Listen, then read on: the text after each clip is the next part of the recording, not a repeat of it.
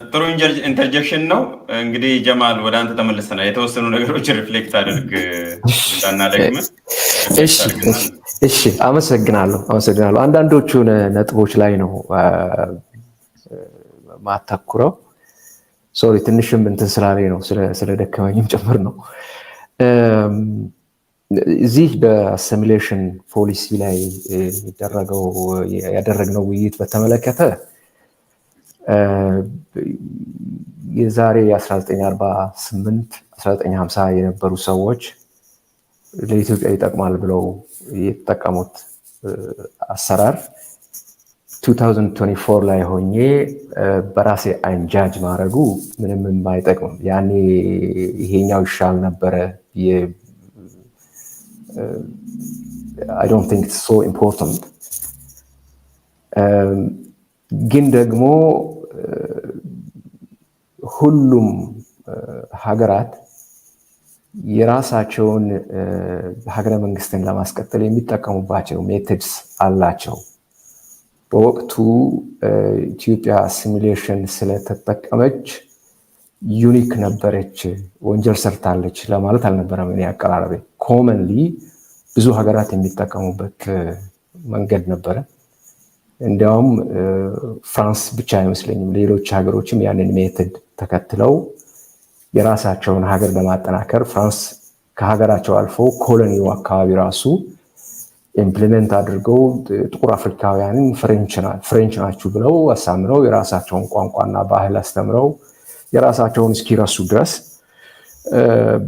ተጉዘውበታል። ሁለተኛ አሲሚሌሽን በሚነሳበት ወቅት እያንዳንዱ ቤት ጋር ሄዶ ከዛሬ ጀምሮ አባትና ልጅ የሚናገሩት በመንግስት በመደበላችሁ ቋንቋ ነው የሚል አካሄድ አይደለም።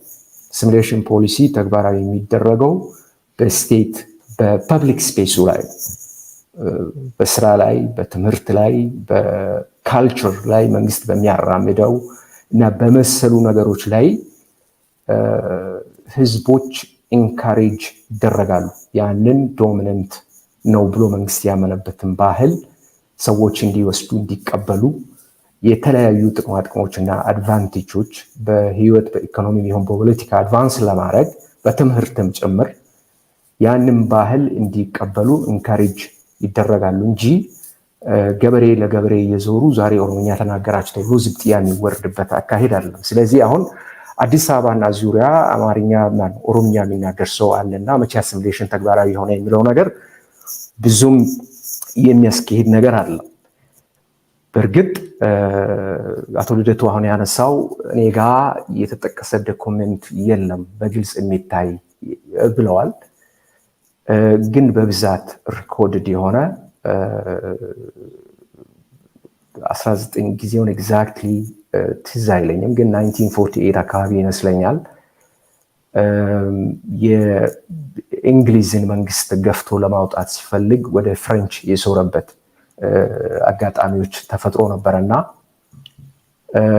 ህጎች በሙሉ ዛሬ ተግባራዊ የሆኑ ሀገራችን የምንጠቀማቸው ኮድስ በሙሉ ከዚህ ከፍሬንች ቀጥፍቶ የማምጣት ኔሽን ቢልዲንጉን ደግሞ አንድ ባህል፣ አንድ ቋንቋ፣ አንድ ታሪክ፣ ወጥነት ያለው ታሪክ እንዲኖረው ለማድረግ ጥረቶች ተደርጓል። ያ ደግሞ የግድ ከዚሁ ኢንዲጂነስ ካለው ማህበረሰብ አንዱ ተመርጦ ተግባራዊ እንዲሆን ተደርጓል። የኔ ትልቁ ትንሽ የሚያሳስበኝ ነገር let me give you a very simple example. አንድ ሰው ዝሆን ጥርስ አደን ሄዳለሁ ብሎ ከሄደ እና ማይሆን መርፌ ወቅቱ ዝሆኑ ከወደቀ በኋላ ታስኩ ላይ ሆኖ እየቆረጠ እያለ ዝሆኑ በርግጎ አገሩን ሁሉ በጥጦ ሰውየውን ረጋግጦ እንትን ብል አይ ጥርስ ፍለጋ አልሄድኩም ወይንም ዝሆኑን መጀመሪያውን ማጠገቡ ነበር ማልፈው የሚለው ክርክር ብዙም አያስኬድም። ኢንፋክት መንግስት ኔሽን ቢልዲንግ ለማድረግ የተጠቀማቸው አሲሚሌሽን ፖሊሲ እንዳሉ ግልጽ የሚያሳዩ ፕራክቲካል የሆኑ ነገሮች ነበሩ። that's why lowland ድረስ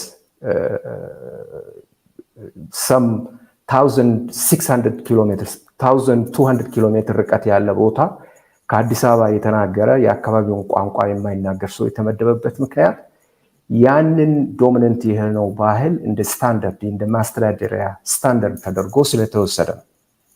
ስለዚህ ነገሩ በወቅቱ የሚያስኬድ ገዢ የሆነ ሌሎች ሀገሮችም የሚጠቀሙት አሰራር ነበረ። ግን ትሪገር ያደረገው ሪስፖንስ አለ። አሲሚሌሽን አንድ ኔሽንን ለማንገንባት የግድ ሌሎች ባህልና ኔሽኖችን ዝቅ የማድረግ ኢንካሬጅ የማድረግ ያንን ባህላቸው እንዲተው ማድረግ ከተቻለም ገፍቶ የማጥፋት ጥረት ሁሉ ይደረግበታል ያለ ነገር ነው። በወቅቱ ለምንድነው እንደ አኮሞዴሽን እንደ አሲሚሌሽን ምንድነው እንደ ኢንቲግሬሽን እንዲህ አይነት የስቴት ቢልዲንግ ሜቶድስ አልተጠቀመም ብዬ አልከራከርም። ነገር ግን ጥረት ተደርጓል፣ ተሞክሯል። እንዲህ አይነት ፋክቹዋል የሆኑ ዶክመንትድ የሆኑ እንትኖች አሉ። ያ ግን ገበሬዎች ጋር ተካሂዶ ዛሬ ጀምሮ አትናገር፣ ዛሬ ጀምሮ ባህል ይሄ ነው፣ ዛሬ እንዲህ ተብሎ ኢን ማስ ስኬል አቅምም አልነበረም። አሲሚሌሽን ፖሊሲም ለመተግበር ራሱ እንደዛ አይደለም መጥቶ። ስለዚህ እኔ ነገሩን ያነሳሁት ከዚህ አንፃር ነው። ግን ምን ዶክመንት አለ፣ ምን አከራካሪ ያለ፣ ታሪኩ እንዴት ነበረ? I'm not a historian። ያንን የሚያውቁ ሰዎች ገብተውበት ቢወያዩና እኛም ራሳችን ቁጭ ብለን ብናየው ይጠቅማል ብዬ ነው ማስበው። ሌላው ምንድነው የሶማሌን ጉዳይ ትንሽ ከዚህ ከአጀንዳው ገፍቶ እንዳያወጣን ብዙ የተነሱ ነገሮች አሉ። የኢትዮጵያ ትልቁ ችግር አርጌ ሁሌ ማየው የራሳችንን የውስጥ ችግር ኤክስተርናላይዝ የማድረግ የምናደርገው ጥረት በጣም ከባድ። ትዝ ይለኛል የህዝብ በተለይ የኦሮሞ ሙቭመንት ቀጥሎም ሌሎች ብሔሮች ጆን አድርጎ በሚሰሩበት ወቅት መንግስት የሚጠቀማቸው ሜትድስ ነበሩ። ያንን ኤክስተርናላይዝ ለማድረግ የውጭ ኃይሎች ገቡብኝ ብሎ ነበር ቲፒኤልኤፍ ዶሚኔት የሚያደርገው መንግስት ማለት ነው። በተለይ ግብጽ በተደጋጋሚ ይጠቀስ ነበር። ግብጽ እንደዚህ ያደረገች፣ ግብጽ እንደዚህ ብር ሰጠች፣ ብር ላከችብኝ የሚል ነገር ነበር። ስልጣን ያ የነበረው ዶሚናንት ኃይል ወርዶ መቀሌ ከሄዱ በኋላ የዚህ የአመፁ ውጤት የነበረው መንግስት ደግሞ በተራው ቲፒኤልኤፍን የላከብኝ ግብጽ ነው ሲል ሰማን እና የራሳችንን ችግር ምን ያህል ኤክስተርናላይዝ እንደምናደርግ በጣም ይገርመኛል። እርግጥ ነው የሶማሊያ መንግስት ጣልቃ ገብነት ነበረ። but it lasted for 7 months። የኛ መንግስትና የኛ ስል የሶማሌ ክልልና የማዕከሉ መንግስት ግጭት ግን ወደ 1907 እስከ 1906 አካባቢ ካለው ጊዜ ጀምሮ ሁሉ ጊዜ አክቲቭ ጦርነት ነበረ ባልለውም በአመጽም በተቃውሞም አንዳንድም ኦፕን የሆነ ውጊያም በሚገለጽ እስከ 2018 ጀምሮ የቀጠለ ጉዳይ ነው። የጥያቄው ጠባይ በየጊዜው እየተለዋወጠ እየሄደ ቢሆንም ዶሚናንትሊ ግን የአካባቢው ህዝብ ሪፕሬዘንትድ እንዲሆን እንዲወከል መብት እንዲከበርለት የማንሳት ጥያቄዎች ነበሩ። እኛ ጋር ለአቶ ዩሱፍ ያሲን ሶማሌዎች መጥተዋል። በፖዚቲቭ መልኩ ነው የሶማሌው ማህበረሰብ የሚያየው፣ እንደ አግሬሽን አያዩም። በተቃራኒው ለመንግስት አግዞ የመጣውን ኃይል ደግሞ እንደ ወራሪ አድርገው ነው የሚያዩት፣ እንደ ኩባ እንደ ራሽያ እና የመሰሉ ፎርስስ ማለት ነው። ስለዚህ ይሄም በልዩነት ሊተውና ሊለፈው። ሌላው ስለ ኮሚሽን ማለት ነው ስለ ህገ መንግስቱ ሰስፔንሽን ጋር በተያያዘ ዋናው ነገር ይሄን ህገ መንግስት ለመግደል ብዙ ጥረት ማድረግ አያስፈልግም። አይ ቲንክ 4 አርቲክሎች ካጠፋ ይሞታል። ብራያምብሉን አርቲክል 8 ቴሪናል እና የመጨረሻዋ 104 አርቲክል የህግ ሞራል ለዚህ አራቱን ብቻ በመግደል ህገ መንግስቱን ማጥፋት ይችላል። ከነዛ ውስጥ አሁን አንዱ ኦሬዲ እንደሞታ ያለው ክሊርሊ ለምሳሌ የህገ መንግስት ማሻሻያ 104 105 አካባቢ እንዴት ተደርጎ የህግ እንደሚሻሻል ያስቀምጣል። ያንን ባይፓስ አድርገዋል። ሶ ኦሬዲ ፎር ሚ ያንን ባይፓስ ከጀመር ከጀምሮ ህገ መንግስቱ ሞቷል ብዬ ነው የማስበው። ሌላው ስልጣን እንዴት ይያዛል? እንዴት ነው የሚደረገው? ማን ነው? ሁለት ኃይሎች ናቸው እዚህ ጋር እንትን ያሉት የሸንገው እና የስራ አስፈጻሚው ካውንስል ነው። እነሱ ናቸው ምን አይነት ህግ ይወጣል፣ ምን ይሻሻላል የሚለው ነገር። በህገ መንግስቱ ራሱ በደነገጋቸው መዋቅሮች የሚመጣው ተቋም ወይም ማነው ሪፕሬዘንታቲቭስ የሚያስተካክሉት ህገ መንግስት እዚህ ላይ አይታየኝም። ኦልሬዲ ከዚህ ህገ መንግስት መዋቅር ውጪ ያለ ኃይል እንዲሻሻል እንዲስተካከል ተደርጓል። and that's why I'm saying the constitution is already dead according to your ማነው ያቀረብከው የሰነድ። ሌላው ምንድነው ህገ መንግስቱ የአንድ ቡድን አመለካከት እንደሆነ yes በወቅቱ በነበረው ፖለቲካል አትሞስፌር ኤክስክሉድ የተደረጉ የሚገባቸውን ድምፅ ያላገኙ ኃይሎች እንደነበሩ አምናለሁ። ዛሬም ድረስ ኢንቱ ኮንሰንትሬሽን መወሰድ አለበት ብዬ አስባለሁ። ግን በኢትዮጵያ ውስጥ ኢንክሉዲንግ the nation building itself ከዚች ሀገር አፈጣጠር ጀምሮ አብዛኞቻችን ያልተስማማንበት በአንድ አጋጣሚ የተፈጠሩ ነገሮች ናቸው። ስለዚህ አንዳንዴ ወደ ታች እየሄደን የምናነሳቸው ነገሮች አሉ። እንደዚህ ሆነብኝ፣ እንደዚህ ሆንኩ የሚባል ያንን ብዙውን ጊዜ ኢንቱ ኮንሲደሬሽን አለመውሰድ 1990s አካባቢ የተወሰነ ሴክተር ኦፍ ፖለቲካል ቪውስ እንትን አለመደረጋቸው ደግሞ እንደ አንድ ትልቅ መሰረታዊ ሀሳብ ይሄ ህገ መንግስት ለምን መሻሻል እንዳለበት ኮር ፖይንት ሆኖ የሚነሳው at that point we were not represented የሚል ኃይል ስለሚነሳ ነው የሚለው ነገር ትንሽ እሱንም ቢታይ ባላንስድ ቢሆን not only this constitution ግን ኢትዮጵያውያን በብሔርም ይሁን በሃይማኖት በሌሎች divisions ያልታረቁበት ያልተስማሙበት not only 1991 ግን ወደ ኋላም ሄዶ የማይስማሙበት ነገር ካለ እነዛ ነገሮች into consideration ቢደረግ የሚል ሐሳብ ነው። ሌላኛው የመገንጠልን ጉዳይ ነው። it's an issue always ይነሳል። እኔ ይሄ ዩኒየን ቢቆይ እመርጣለሁ። ለማንም ዜጋም መልካም የሆነ አድቫንቴጅ ይሰጣል። አንድ ብሔር ሆኖ አንድ ሀገር ማስተዳደር ምን እንደሚመስል በዘመዶችም አይቼዋለሁ። ሶማሌዎቹ ራሳቸውም አንድ ቤተሰብ አባላት ሆነው ተንገጫግጨው ተገዳለዋል። ስለዚህ የግድ በዚህ መልቲካልቸራል በሆነ ማህበረሰብ ውስጥ መቆየቱ የተሻለ አድቫንቴጅ ይሰጣል ብዬ አምናለሁ። ነገር ግን በዚህ ዩኒየን ውስጥ መቆየት መለኮታዊ የሆነ ደረጃ መስጠት ደግሞ የለበትም የሚል እምነት አለኝ። እኔ መገንጠል የሚል ነገር መኖር አለበት ብዬ የምጽፈው ህዝቦች እንዲሆኑ ሳይሆን ለመሪዎች ማስጠንቀቂያ እንዲሆኑ የተሰጠህን ኃላፊነት በአግባቡ የማትጠቀም ከሆነ የኢትዮጵያን ህዝብ በብሔር እየለየህ የምትገድል ከሆነ there would be a divorce የሚል ዩኒየን ብቻ ሳይሆን ዲቮርስ ይኖራል የሚል ማስጠንቀቂያ አርቲክል በህግ ውስጥ መኖር አለበት የሚል እምነት ስላለኝ ይሄው ነው እኔ ጋር ያሉ ጥያቄዎች። አመሰግናለሁ። በእግረ መንገዳችን ላይ I'm so sorry ትንሽም ስለደከመኝ ወጣ ማለት ፈልጋለሁ። የሆነ ጉዳዮች አሉኝ። አንድ ጉዳይ ምናልባት ከመውጣቱ በፊት ጀማል ብትፈቅድልኝ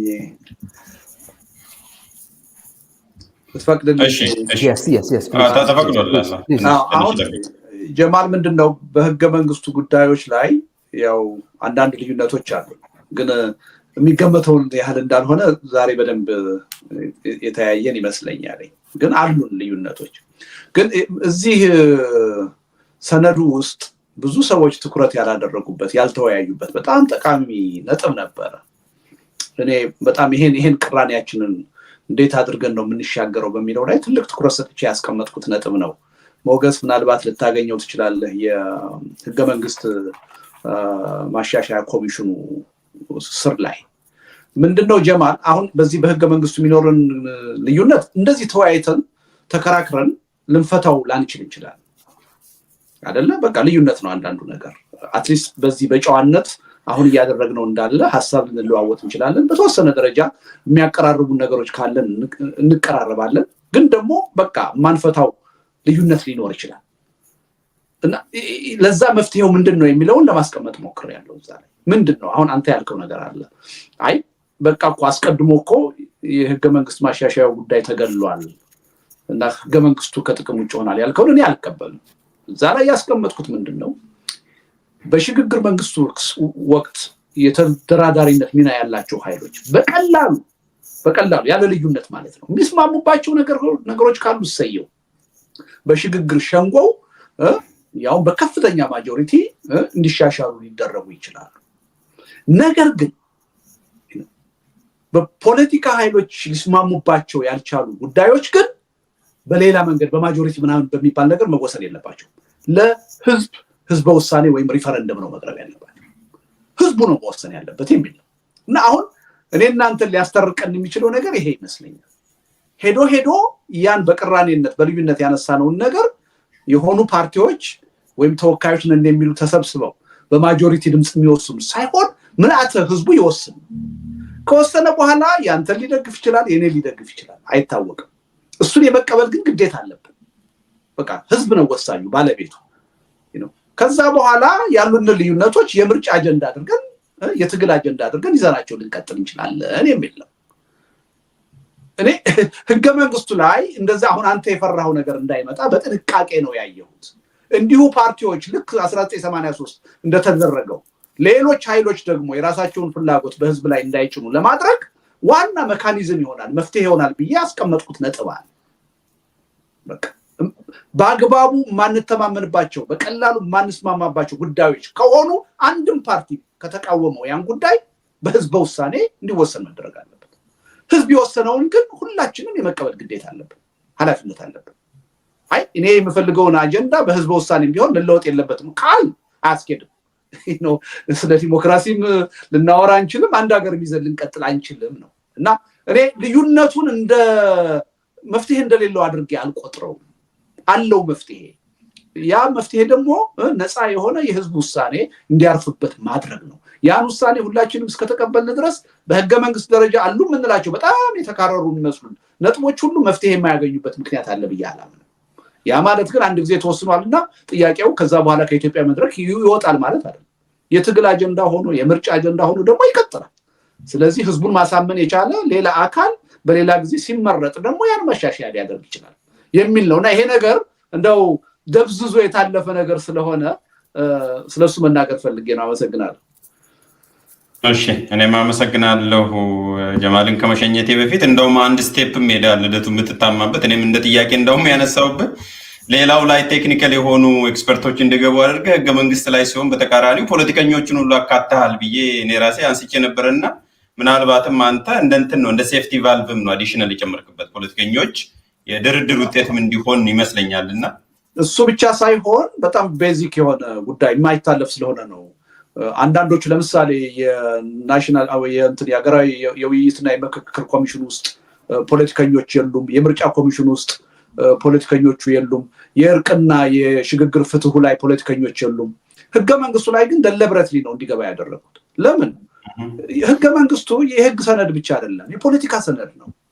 የኢትዮጵያ ፖለቲካ ኃይሎች ደግሞ ትልቁ ቅራኔ ያላቸው እዛ ላይ ነው እነሱ በሌሉበት እንዴት አድርገህ ነው ልዩነቱን ማስተናገድ የምትችለው ማወቅ ራሱ የምትችለው ትክክል አይደለም የሚል ነውና ይሄ የፖለቲካ ሰነድ ነው ፖለቲከኞቹ እዛ ውስጥ ተሳታፊ መሆን አለባቸው ካልተሳተፉ በመካከላቸው ያለውን ቅራኔና ልዩነት ኢቭን በድርድር ሊስማሙባቸው የሚችሉትን ነገሮች ለይቶ ማወቅ ስለማይቻል ነው እዛ ውስጥ ሆን ብዬ ነው የፖለቲካ ኃይሎች እንዲገቡ ያደረጉት ይሄ ዝም ብሎ የህግ ሰነድ ብቻ ሳይሆን ህገ መንግስት በዋናነት የፖለቲካ ሰነድ ስለሆነ ነው እና ደለብሬት ነው እንጂ በስተት አይደለም ማለት ነው ናው እኔም እንደዛ እኮ ነው የወሰድኩት ደሊብሬትሊ ሌላ ቦታ ላይ ያደረግከውን ሁሉንም አንብቤ ልክ አንተ እንዳልከው ያደረግኩትም ሁለት ፐርፐዝም አለው በከፊልም ቅድም ለተጠየቀው ጉዳይ መልስ ይሆናል ማለት ነው እንደውም አዲሽናል ሌየር ኦፍ ፕሮቴክሽንም ነው የሚጨምረው ፖለቲከኞች በነገር ላይ ክልሎችም ውክልና እንዲኖራቸው ነው ያደረኩት ዛ ኮሚሽን ውስጥ ክልሎች ትልቅ ኢንተረስት ስላላቸው እዛ ውስጥ የግድ እንደውም አይተ ከሆነ አብዛኛዎቹ ኮሚሽኖች ውስጥ የክልል ውክልና ማንዳቶሪ አድርጌ ነው ያስቀመጥኩት። ምክንያቱም ቀላል ጥያቄ አይደለም ያላቸው።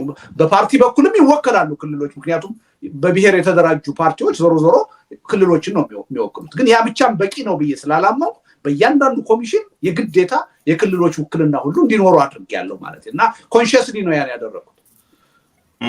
በትክክል ከኮሚሽኑ 27 አባላት ውስጥም 11ዱ ከክልሎችና 2ቱ የፌዴራል ከተሞች አንዳንድ ተወካዮች ይኖራቸዋል ይላል በግልጽ ገጽ 19 ላይ። ይሄን ምናልባት ከምናወራው ጉዳዮች ጋር የተያያዘ ስለሆነ ነው ያነሳሁት። ልደቱ ለሁለታችሁ መልስም ይሆናል ማብራሪያም ይሆናል እና ጀማል እንግዲህ በጣም ደክሞሃል፣ ጾም ላይ ምን ያለው ቅድምም ነግረናል። እንቀጥላለን። ለነበረን ቆይታ በጣም አመሰግናለሁ። በዚህ ብቻ የሚያበቃ አይመስለኝም። አንተ መቶ ልደቱም በሌላ ጊዜ እንደምትገናኙ ተስፋ አደርጋለሁ።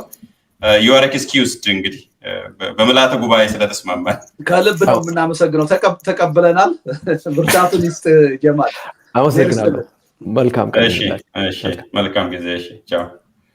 እሺ እንግዲህ የጋሽ የሱፍ ይቀራል የተወሰነ ነጥቦች ምናልባት አሁን ያነሳናቸው ነገሮች እንደ ሪማርክ አስቀምጬ ልለፍ። አሁን ላለንበት ሁኔታ እና ለዛሬው ውይይት የምናነሳቸው ቅድም የታሪክና መሰል ጉዳዮች ምን ያህል ሬሌቫንት ናቸው የሚለውን ከግንዛቤ ማስገባት ያስፈልጋል። አድሬስ መደረግ የለባቸውም አይደለም። ሁለታችሁም ሶስታችሁም በደንብ አድሬስ አድርጋችኋል፣ ተገቢም ስለሆነ አቶ ልደቱም ሌላ ቦታም ሲደጋገሙ የነበሩ ጉዳዮች ናቸው ብሎም ስላነሳ ነው እንጂ መሀል ላይ ሊጠይቅ የነበረው አሁን ለጽሁፉም ለቀረበው ጽሁፍም እንዲሁም ላለንበት ችግር የዛሬ 40 እና 50 ዓመት ዳይሬክትሊ ሬሌቫንት ካልሆነ ማንሳቱ ለምን ያስፈልጋል የሚል ጥያቄ ላነሳ ነበረ። ለማንኛውም እንደ ኮሜንት ላድርገው እንደ ሪማርክ ላድርግና እንሸጋገር። ጋሽ ሱፍ ቅድም ኢንተርጀክትን ያደረጉት እንጂ የራሱን የልዩነት ሀሳብ አላቀረቡምና አሁን እድሉም ስላለን 40 ደቂቃ አለን። በዚች የእርሶን የሀሳብ ልዩነት ያስቀምጡና አቶ ልደቱ ማብራሪያ ይስጡ። እኔም ጥያቄ ካለኝ ጥያቄ አቅርቤ በዛ ነው የምናበቃው። መልካም። ባለፈው ጊዜ ተወያይተናል ትንሽ በዛ በተባለው ፎርማት ከነዛ 19 ነጥቦቹ ምንስማማባቸው ማንስማማባቸው በተለይ 3 ማንስማማባቸው ነጥቦችን ወስደን በዛ አካባቢ የሚል ነገር ነበረ። አሁንም እሱ መሰለኝ ያኔም የተነሱ ነገሮች ናቸው አሁንም እንደገና የምናነሳቸው እና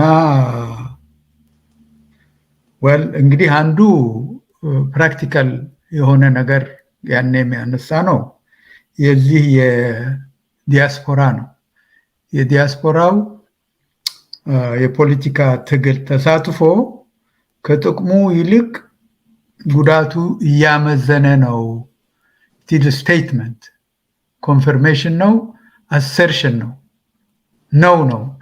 ያለው ነው እያመዘነ ነው እና እሱ እንግዲህ ያልነው አንደኛ በኢትዮጵያ ባለው ተጨባጭ ሁኔታ ዛሬም በፊትም የምናየው ወሳኝ የሆነ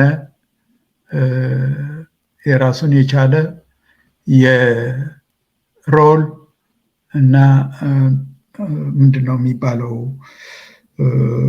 መወጣት ያለበት ግዴታ እንዳለ ነው ዲያስፖራው። in what sense ዛሬም እየተወጣ ነው ማለት ይቻላል። ጥፋቱ እንግዲህ ዲያስፖራን በቲክቶከሮቹ አይን ካየን ኦፍኮርስ ያው አደናጋሪዎች ናቸው። ዲያስፖራን ግን ከዛ ከቲክቶከሮቹ ባሻገር አይተን ካየንና የሚጠበቅባቸውን ወገኖቻቸውን የመርዳት ሁኔታ እየተወጡት ነው በአቅማቸው። የዚህ ምንድነው የሚባለው የእንትን ስራ የማስረዳትና ድጋፍ ከውጭ መንግስታት የማሰባሰቡ የሎቢንጉ የሌላው አሁንም ቢሆን ይብዛም ይነስም እየተወጡት ናቸው። ስለዚህ በዛ ጉዳቱ ያመዝናል ብዬ አላስብም።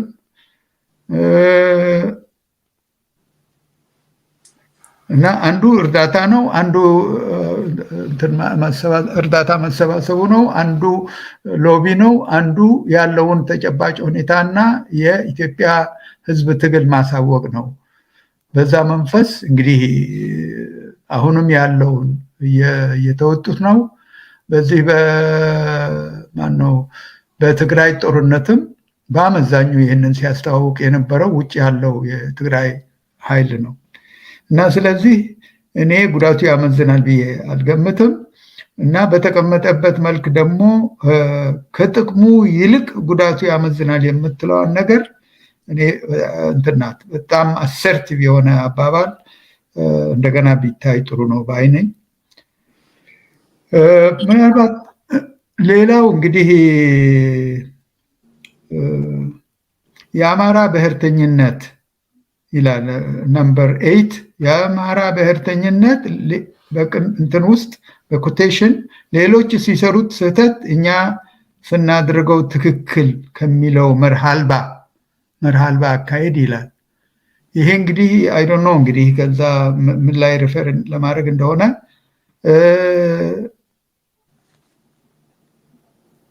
አሁንም አይ ቲንክ አንደኛ አሁን እንግዲህ ስለ አማራ ብሔርተኝነትና አደረጃጀት ስናወራ ዛሬ በቀጥታ የምናወራው ስለ ፋኖ ነው ሞሮለስ። ከዛ ውጭ ያሉት የአማራ ብሔርተኝነት ኃይሎች መቼም ምንድነው የሚባለው የአማራ ፒፒ ፕሮስፐሪቲ ፓርቲ አባላት አይመስሉኝም። ስለዚህ የዚህ የአማራ ብሔርተኝነት እነሱ ሌሎች ሲሰሩት ስህተት ነው ብሎ የገምቱት ምንድን ነው? እኛ ብንሰራው ትክክል ነው የሚሉት ምንድን ነው? እነሱ እየሰሩ ያሉት ራሳቸውን መከላከል ነው።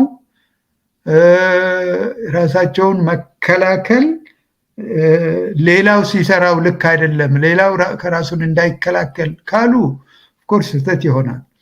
ግን እኛም ራሳችን እየተከላከልን ነው የሚለው እኔ መርሃልባም እንትንም አይመስለኝም። ፖሲብሊ በትክክል አልተረዳሁትም ከሆነ ታስረዳኛለህ። ሌላው ደግሞ ከዚህ በፊትም ባለፈው ጊዜ የተነሳ ነው የዚህ የኦሮሞ ብሔርተኝነት እንትን አካባቢ ከባልበላውም ጭሬ ልበት ነው የተጠየቀው። ምንድን ነው ጭሮ የሚጭረው? ምንድን ነው የሚበትነው? ምንድን ነው? የተገኙ ድሎችን ነው? መብቶችን ነው? አባባሉም እንትን አይመስለኝም፣ ግልጽ አይደለም እና ይሄም እንደገና ቢታይ ይላለሁ። ይሄ ካልኩኝ እንግዲህ አሁን ከጀማል ጋር ስናወራ የነበረው የዚህ የአጠቃላይ ባክግራውንዱን ነው የዚህ የብሔርተኝነቱን በለው በኢትዮጵያ ውስጥ የለውጥ ፈላጊ ስልሳዎቹ ሳይሆን ያ ትውልድ ሳይሆን የለውጥ ፈላጊ ትውልድ እንበለው። ለውጥ ፈላጊው ትውልድ ካንጎ አዝፋር አዝ ኤኒቲንግ እንግዲህ 53 ግርግር የተባለው ለውጥ ፈላጊዎች ናቸው። እነዛ ሰዎች በህይወታቸውን ነው የገበሩት። ደጋግመን የምንጠቅሰው እነዚህ ሁለት ወንድማማቾቹ ታሪክ ነው። የግርማሜ ነዋይና የመንግስቱ ነዋይ ታሪክ ነው። አንዱ ኦልሬዲ ከአሜሪካ ተምሮ የመጣ ምሁር ነው። አንዱ ደግሞ በዛ በስርዓቱ ከፍተኛ ደረጃ ደርሶ የጀነራልነት ማዕረግ የተሰጠው የንጉሱ ባለሟል ነው። በዛ ደረጃ ለውጥ የሚፈልጉ ኃይሎች እንደነበሩ ረስተን እነዛ ደግሞ ፋና ወጊዎቹ ለነዚህ ተማሪዎች ወይም ለኛ የነበሩት እነዛ ሰዎች እንዳሉ ሆኖ ሁልጊዜ የምናወራው ስለ ብሔረሰብ ጉዳይ ተነስተዋል። ያ ባይነሳ ኖሮ ይህች ሀገር ወደዚህ አትደርስም ነበረ። እነዛ ሰዎቹ ማርክሲዝም ሌኒኒዝም ባይከተሉ ወይም ባይዘምሩ ይህንን አይሆንም ነበረ የሚለውን ነገር ደጋግሞ እንሰማዋለን። ግን ሁልጊዜ ይሄ የለውጥ ፈላጊነት ኢትዮጵያ ውስጥ የነበረው ተጨባጭ ሁኔታ ይህች ሀገር ወደ ኋላ ቀርታለች። ብዙ ጊዜ የሚጠቀሰው እንግዲህ በጃንሆይ ቸርነት የመጡ የስኮላርሽፕ ተማሪዎች ነበሩ ነው በዛን ጊዜ ነፃ ከወጡና ነፃ ካልወጡ አፍሪካ ሀገራት። እነዛ ሰዎች የነበሩበት የንቃት ደረጃና የኢትዮጵያ ተማሪ የነበረበት የንቃት ደረጃ ሰማይና መሬት ነበረ ነው። እዛ በጣም ንቁ ነበሩ ነው የተባለው። በዛ ንቁነት እኛ እንግዲህ የቆየ የመንግስትነት ስርዓት ያለን ስልጣኔ ያለን የተባለልን ሰዎች እነዛ ደግሞ ገና ወይም ከቅኝ ግዛትነት ለመውጣት የሚታገሉና 4-5 ዓመት በፊት ነፃ የወጡ 57 ነው እንግዲህ የመጀመሪያ ጋና አይቨሪ ኮስት የተባለው ወይም ናይጄሪያ በለው እነዚህ የሀገራት የወጡት ወይም በ60 ወይም በ57 58 ጊኒና ጋና ይመስሉኛል ነፃ የወጡትና ከነዛ ጋር ታይቶ ነው እንግዲህ ለውጥ ፈላጊነቱ እየበረታ መጥቶ the real issue is ኢትዮጵያ ውስጥ ለውጥ ያስፈልጋል ነው። ለውጥ የሚያስፈልገው ወደኋላ ስለቀረን ነው። ወደኋላ ያስቀረን ደግሞ የነበረው ንጉሳዊ ስርዓት ነው። በነገራችን ላይ ደርግ ቀጥታ ይሄ በጣም ራዲካል የሆነ እርምጃዎች ከመውሰዱ በፊት መጀመሪያ ያቋቋመው ህገ መንግስት አርቃቂ ነው። ሞጎስ ይህንን እርግጠኛ ነኝ ታውቆ ይሆናል። ያ መጀመሪያ ይረቀቅ የተባለው በ66 መጨረሻ ወይም በ67 ደርግ ከተመሰረተ በኋላ ምን ነበረ? አትሊስት ኮንስቲቱሽናል ሞናርኪ የሚመስል ህገ መንግስት አርቁቁ ተብሎ የዛ ህገ መንግስት አርቃቂው የንጉሱ አፈ ንጉስ የነበሩት አፈ ንጉስ ቅጣው ይታጠቁ ነበሩ። ሌሎች ደግሞ ፕራክቲካል የሆነ እንትን እንዲሰጧቸው ከሎው ስኩል ግራጁዌት ያደረጉ ሰዎች እንደ ቴክኒካል አሲስተንትስ ነበረ የተመደቡትና ያ ህገ መንግስት ረቆ ለደርግ ቀርቧል አለ አሁንም። እና ምን ለማለት ነው? ከዛ በፊት ሙከራዎች ተደርገዋል ነው። አትሊስት ለውጥ ፈላጊነቱ አለ። ለውጥ ፈላጊነቱ በዚህ መንፈስም አትሊስት ኮንስቲቱሽናል ሞናርኪ ሆኖ ያ ሞናርኪ ማነው ፓወሩ በህገ መንግስት የተገደበና ማነው ገደቡ የታወቀ ስልጣንና ኃላፊነት ይሰጠው አይነት ነገር እንደነበረ ነው። በደርግም ከመጣም ጭምር ነው። ከዛ በኋላም ነበረ ማለት ነው። እና ለራዲካላይዝድ በሆነ መልኩ ነገሩ ከመሄዱ በፊት በብዙ መልክ በዚህ ኢትዮጵያ ለውጥ ያስፈልጋታል። ለውጥም አዝጋሚም በሆነ መልኩም ቢሆን ይገባታል፣ ወይም ራዲካል በሆነ መልኩ ወደኋላ እንደመጣውም ያስፈልጋታል የሚለውን ኤምፋሳይዝ ማድረግ አለብን ነው። አመሰግናለሁ። እሺ፣ በጣም አመሰግናለሁ። ልደት ያስክ ይመስለኛል። እኔ በዛ ላይ አንድ ብቻ ሊጨምርልህ እንዳይበዛብህ፣ ከዚህ በፊትም ስላነሳው ሌሎቹን ያው በሌላም ፕሮግራም በግልም ተደዋውለን ስለምንጨርስ የእኔን ለማንጸባረቅ አይደለም፣ ግን ተያያዥ ስለሆኑ ከብሔርተኝነት ጋር ተያይዞ ከኢትዮጵያዊ ወይም ሀገራዊ ብሔርተኝነት ጋር ያነሳው ነገር አለና አምና ፉሊ ኮንቪንስድ ያስቀመጥከው ይሄ ነው። በተራ ቁጥር 9 ላይ መቋጫው ላይ የኢትዮጵያዊነት ብሔርተኝነት መገለጫውን ስትገልጽ የኢትዮጵያዊነት ብሔርተኝነት ሰንደቅ ዓላማ አፍቃሪና የኢትዮጵያ አትፈርስም በቅንፍ ውስጥ ስሜታዊ መፈክር አቀንቃኝ ከመሆን ባለፈ ረግጠዋለሁ ከመሆን ባለፈ ሀገርን በተጨባጭ ከጥፋት የሚታደግ ጠንካራ የተደራጀ ትግል ሊያካሄድ ይገባል የሚል ነው ያስቀመጥከውና ሁለት ነገሮች ይነሳሉ እዚህ ላይ። አንደኛው የኢትዮጵያዊ ብሔርተኝነት ተደራጅቶ በዚህ ይገለጻል ወይ?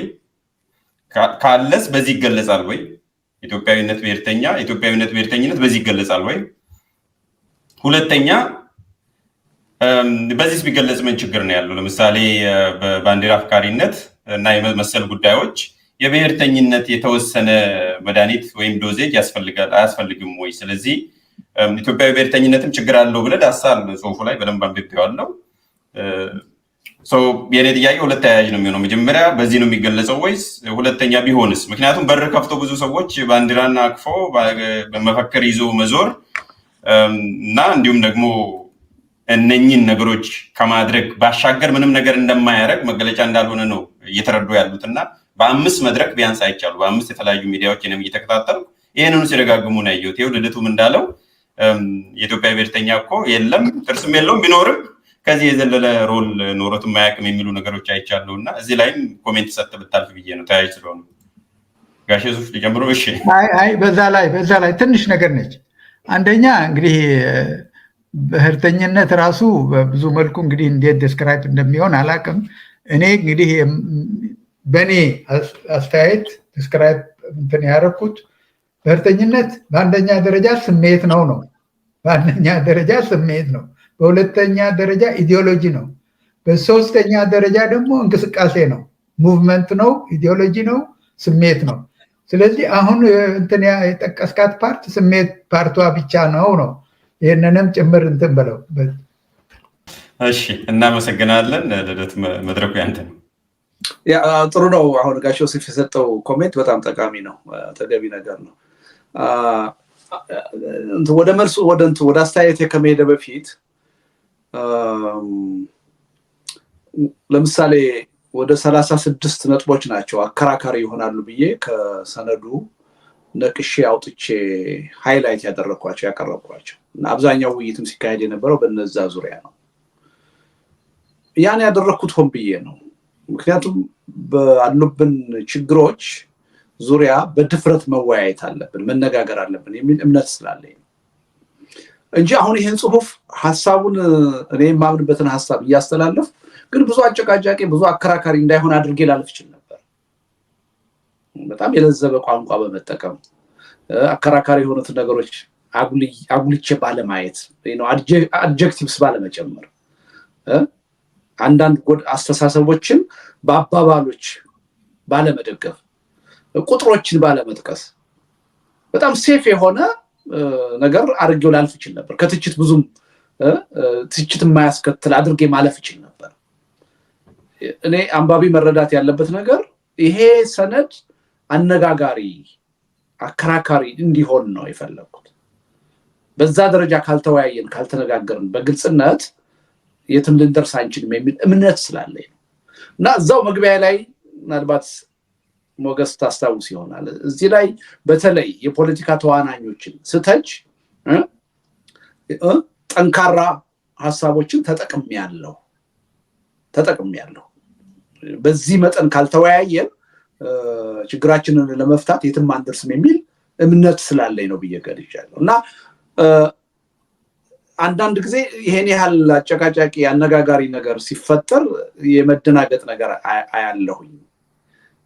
ግን እኔ እውነቱን ለመናገር ሰነዱ በደንብ ታርጌቱን መጥቷል ብዬ ነው ማምነው። አከራካሪ ሆኗል፣ አወያይ ሆኗል።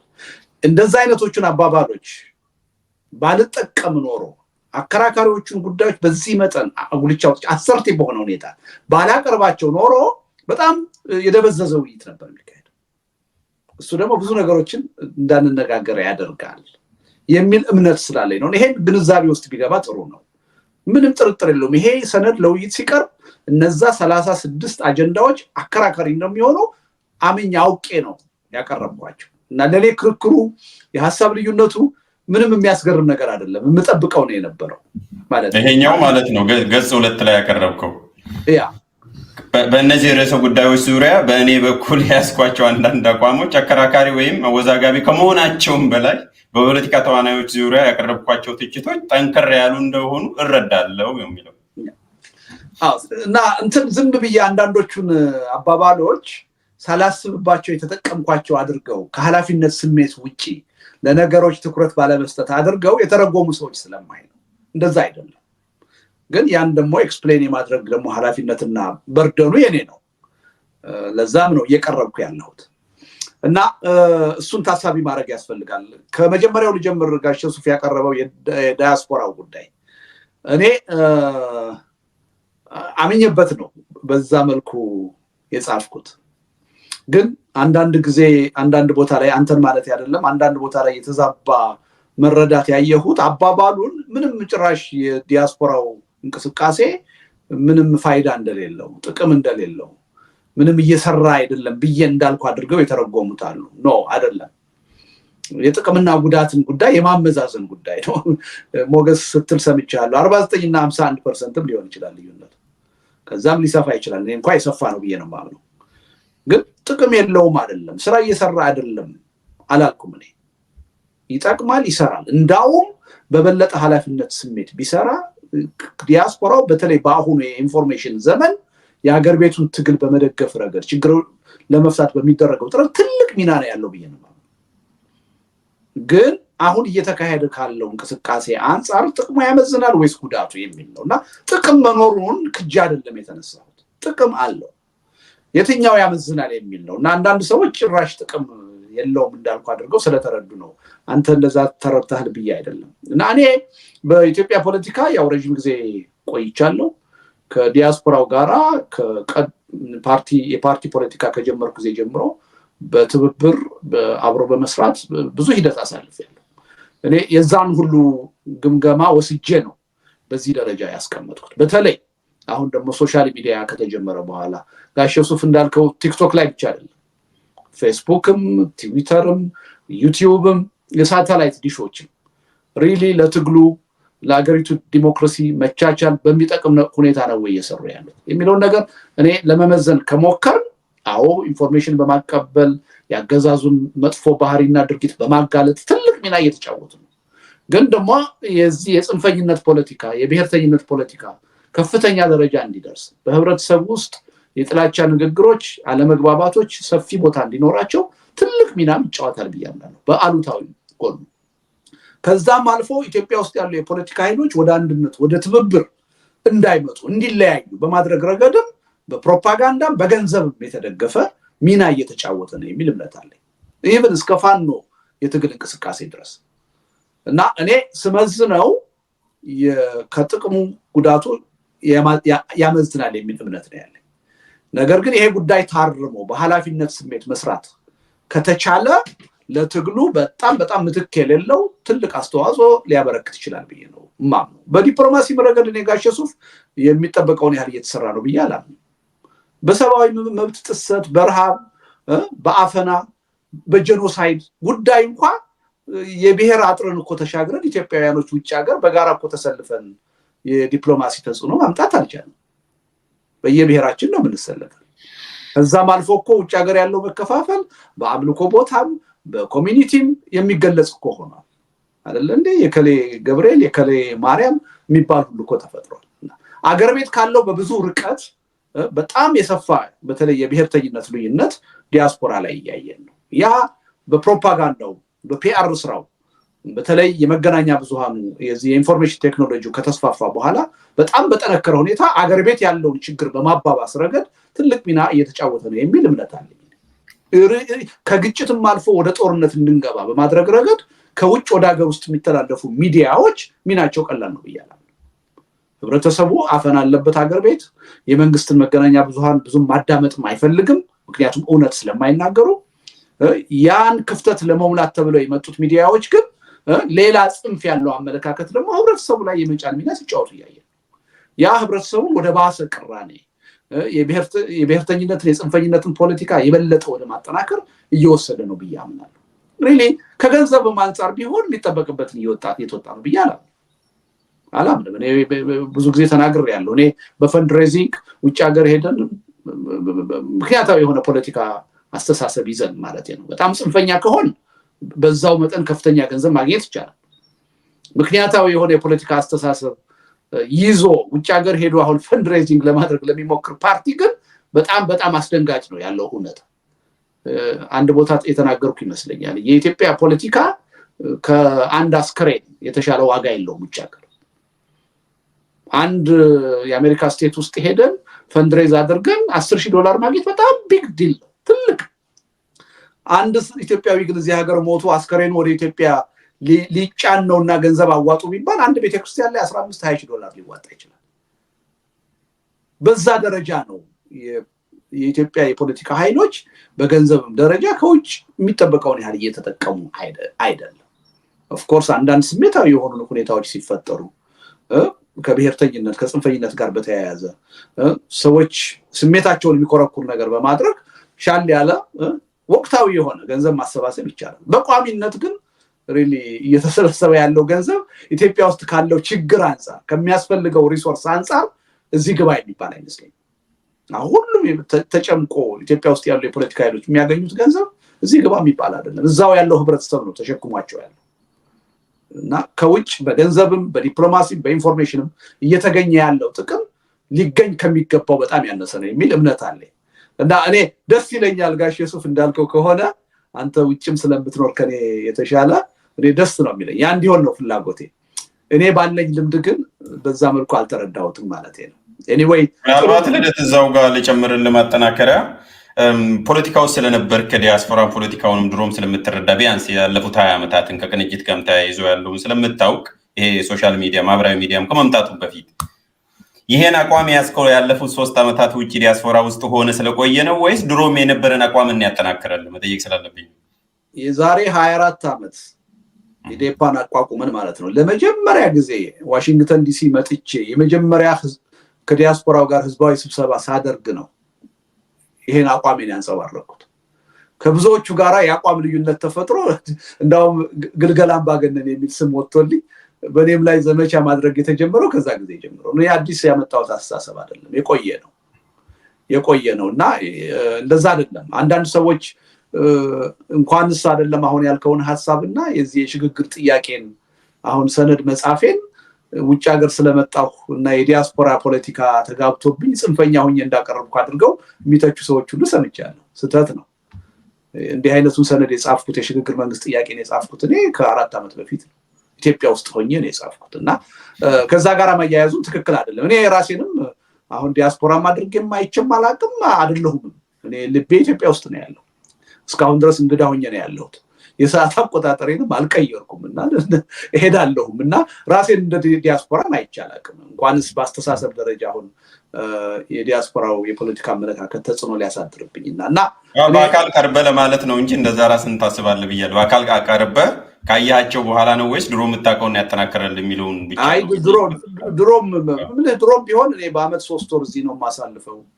ለስራም ለግል ጉዳይም እመላለሳለሁ እና ከዲያስፖራው ጋር በጣም ቀጥተኛ የሆነ ያልተቋረጠ ግንኙነት ነው ያለኝ እና አዲስ ነገር አሁን ብዙም አላየሁም ማለት ነው። የነበረ ነገር ነው። ግን አሁን በተለይ ደግሞ ከኢንፎርሜሽን ቴክኖሎጂ መስፋፋት ጋር ተያይዞ ዲያስፖራው እዛው አገር ቤት እንዳለ ሊቆጠር በሚችልበት መጠን ብዙ ሚና ሊጫወት ይችላል ብዬ አምናለሁ።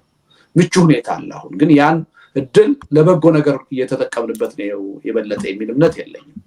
የበለጠ እየተጠቀምን ያለነው ለጎጅ ነገር ነው የሚል እምነት አለ። በዚህ መልኩ ቢታይ ጥሩ ነው። ግን ሪሊ መወያየት አለብን። ያላግባብ ነው የተቸው የሚባል ነገርም ካለ ለመቀበል ነው ዝግጁ ነኝ። ግን ጋሽ ዮሴፍ ሌሎች መድረኮች ላይ ተከታትዬ ነበር። እንዳውም አንዳንዶች እዚሁ ውጭ የሚኖሩ ሰዎች ብለንትሊ እንዳውም አሳንሶታል፣ ትልቅ ችግር ፈጣሪ ነው የሆነው ዲያስፖራው የሚል ትችት ያቀረቡ ሰዎችም አሉ። በዛ በከረረ ሁኔታ እኔም ካልኩት በላይ ማለት ነው። እንደሱም ታዝቤያለሁ እና ሪሊ በጣም የጠበቅኩትን ያህል አነጋጋሪ ርዕሰ ጉዳይም ሆኖ አላገኘሁትም። እንደው 9-10 የሚሆኑ በጣም አነጋጋሪ ከሆኑት ውስጥ የዲያስፖራ ጉዳይ አንድ ነው ብዬ ለመቁጠር የሚያስችል ሆኖ አላገኘሁትም።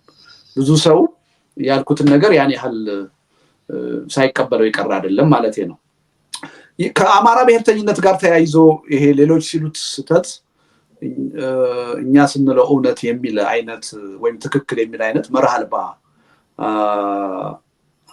አስተሳሰብ ወይም አካሄድ ተገቢ አይደለም። ይሄ መሻሻል አለበት ብዬ 2 አርቲክሎችን ጽፌያለሁ። ጋሽ ዮሴፍ ምናልባት አላኩልህ ከሆነ አንደኛው የመንታ ማንነት በአማራ ህዝብ ትግል የሚል ነው። ሁለተኛው ደግሞ ሞረሽ የአማራ ህዝብ ትግል የሚል ሁለተኛም አርቲክል አለ። እዛ ላይ ይሄን ስል ምን ማለት እንደሆነ በሰፊው ለማብራራት ሞክሬያለሁ። በዋናነት ከ3 ነጥቦች አንፃር ነው ይሄን አባባል እየተጠቀምኩ ያለሁት። አንዱ ምንድነው ራሱ ከብሔርተኝነት ጋር የተያያዘ ነው። በእኔ እምነት የአማራው ህዝብ ከፍተኛ ችግር ውስጥ የወደቀው ኢትዮጵያ ውስጥ የብሔርተኝነት ፖለቲካ ከመጠናከርም አልፎ መዋቅራዊ ስለሆነ ነው። ነገር ግን አሁን ለአማራው ህዝብ ጥቅምና ፍላጎት እንታገላለን የሚለው ኃይል ራሱ የችግሩ ሰለባ የሆነበትን ብሔርተኝነት የሚያቀነቅን ነው የሆነው። ለህዝቡ መቆርቆር፣ ለህዝቡ ጥቅም መቆም መታገል ተገቢ ነው። የአማራ ህዝብ ችግር እየደረሰበት ነው። ግን በህዝቡ ላይ ችግር ያደረሰውን አጀንዳ ወራሽ መሆን ትክክል ነው ብያለሁ። በእኔ እምነት የአማራው ህዝብ ትልቅ ችግር ውስጥ የወደቀው ኢትዮጵያ ውስጥ የብሔርተኝነት ፖለቲካ ገዢ ከመሆን አልፎ መዋቅራዊ በመሆኑ እና ብሔርተኝነትን የችግሩ መፍቻ መሳሪያ አድርገን ለመጠቀም መሞከር ሌሎች ሲሰሩ ስህተት እኛ ስንሰራው ትክክል የሚያስብል ሆኖ ነው ያገኘሁት። እኔ አማራ ህዝብ ለህልውናው መታገል አለበት ብዬ ነው ማምነው። የህልውና ችግር አለበት ብዬ ነው ማምነው። ግን ችግሩ የሚፈታው በበለጠ በጠነከረ የብሔርተኝነት ስሜት ነው ብዬ አላምንም። ብሔርተኝነት መዋቅራዊ እንዳይሆን፣ ብሔርተኝነት የስልጣን መንጠላጠያ መፎካከሪያ የሚሆንበት የፖለቲካ አስተሳሰብ በሂደት እንዲለዝብ በማድረግ ነው ይሄ ችግር ሊፈታ የሚችለው እንጂ ይሄ ሾህን በሾህ የሚለው አይነት አመለካከት ተገቢ ነው ብዬ አላምንም። ሌላው ከግዛት ጥያቄ አንፃር አሁንም በተለይ ከአማራ ክልል ውጪ በሌላው የኢትዮጵያ አካባቢ ተሰራጭቶ የሚገኘው የአማራ ህዝብ ትልቅ ችግር የደረሰበት ለመከራ የተዳረገው ግዛትና የብሔር ማንነት ተጣብቀው እንዲሰፉ በመደረጉ ነው። የብሔር የቋንቋ ማንነት ያከላለል ዋና መስፈርት በመደረጉ። ስለዚህ የአማራ ህዝብ ለችግር የተጋለጠበትን አጀንዳ የአማራ ብሔርተኞች መውረስ አለባቸው ብያለሁ። ግን እነሱም የግዛት የርስት ጥያቄ በማቅረብ ተመሳሳዩ ችግር ሲደግሙት ያለው ይሄም ትክክል አይደለም። ይሄ ሌሎች ሲሰሩት ስህተት ሆኖ እኛ ስንሰራው ትክክል እንደማለት ነው። ይሄ መርህ የለሽነት ነው። መታገል ያለበት የአማራ ህዝብ ቋንቋንና ብሔረሰባዊ ማንነትን የፌደራል አከላለሉ ብቸኛና ዋና መስፈርት ማድረጉ ለአደጋ አጋልጦኛል። ይሄ ጉዳይ መሻሻል አለበት ብሎ ነው እንጂ መታገል ያለበት እንደገና በብሔር ማንነት የርስት ጥያቄ ማቅረብ የችግሩ ሰለባ የሆነበትን ሁኔታ ጀስቲፋይ ማድረግ ነው የሚል እምነት ነው ያለ። ሶስተኛው ምንድነው? ከትርክት ጋር የተያያዘ ነው። ለምሳሌ ብዙዎቹ ከሌላ ብሔር የመነጩ ብሔርተኞች ምንድነው የሚሉት? የቀድሞዎቹ ስርዓቶች የአፄ ምኒልክ፣ የአፄ ኃይለ ሥላሴ፣ የደርግ ስርዓቶች የአማራ ስርዓቶች ናቸው፣ የአማራ ገዢ መደብ ናቸው ብለው ነው ትችት የሚያቀርቡት። በአንድ በኩል ይሄ ስህተት ነው፣ ትክክል አይደለም። የአማራ ህዝብ እንደ ህዝብ ጨቋኝ የሆነበት ሁኔታ የለም። እነዛ ስርዓቶች የአማራን ህዝብ የሚወክሉ አይደሉም፣ ራሳቸውን የሚወክሉ ናቸው ብለን እንከራከራለን። በሌላ በኩል ደግሞ አሁን እየተቀነቀነ ባለ አዲስ የአማራ ብሔርተኝነት ደግሞ እነዛን ስርዓቶች በአንድ በኩል የራስ አባቶችና አያቶች የአማራ ህዝብ ወኪሎች አድርጎ ማቀንቀን ይታያል። ይሄ ትልቅ ስህተት ነው። ሁለተኛ፣ በተመሳሳይ ሁኔታ የ27ቱን ዓመት የኢህአዴግ ስርዓት የትግራይ ህዝብ ስርዓት አድርጎ መተቸት ይታያል። የአሁኑንም የነ ዶክተር አብይ ስርዓት የኦሮሞ ስርዓት አድርጎ መተቸት ይታያል በአማራ ብሔርተኞች ዘንድ። ይሄም ስህተት ነው።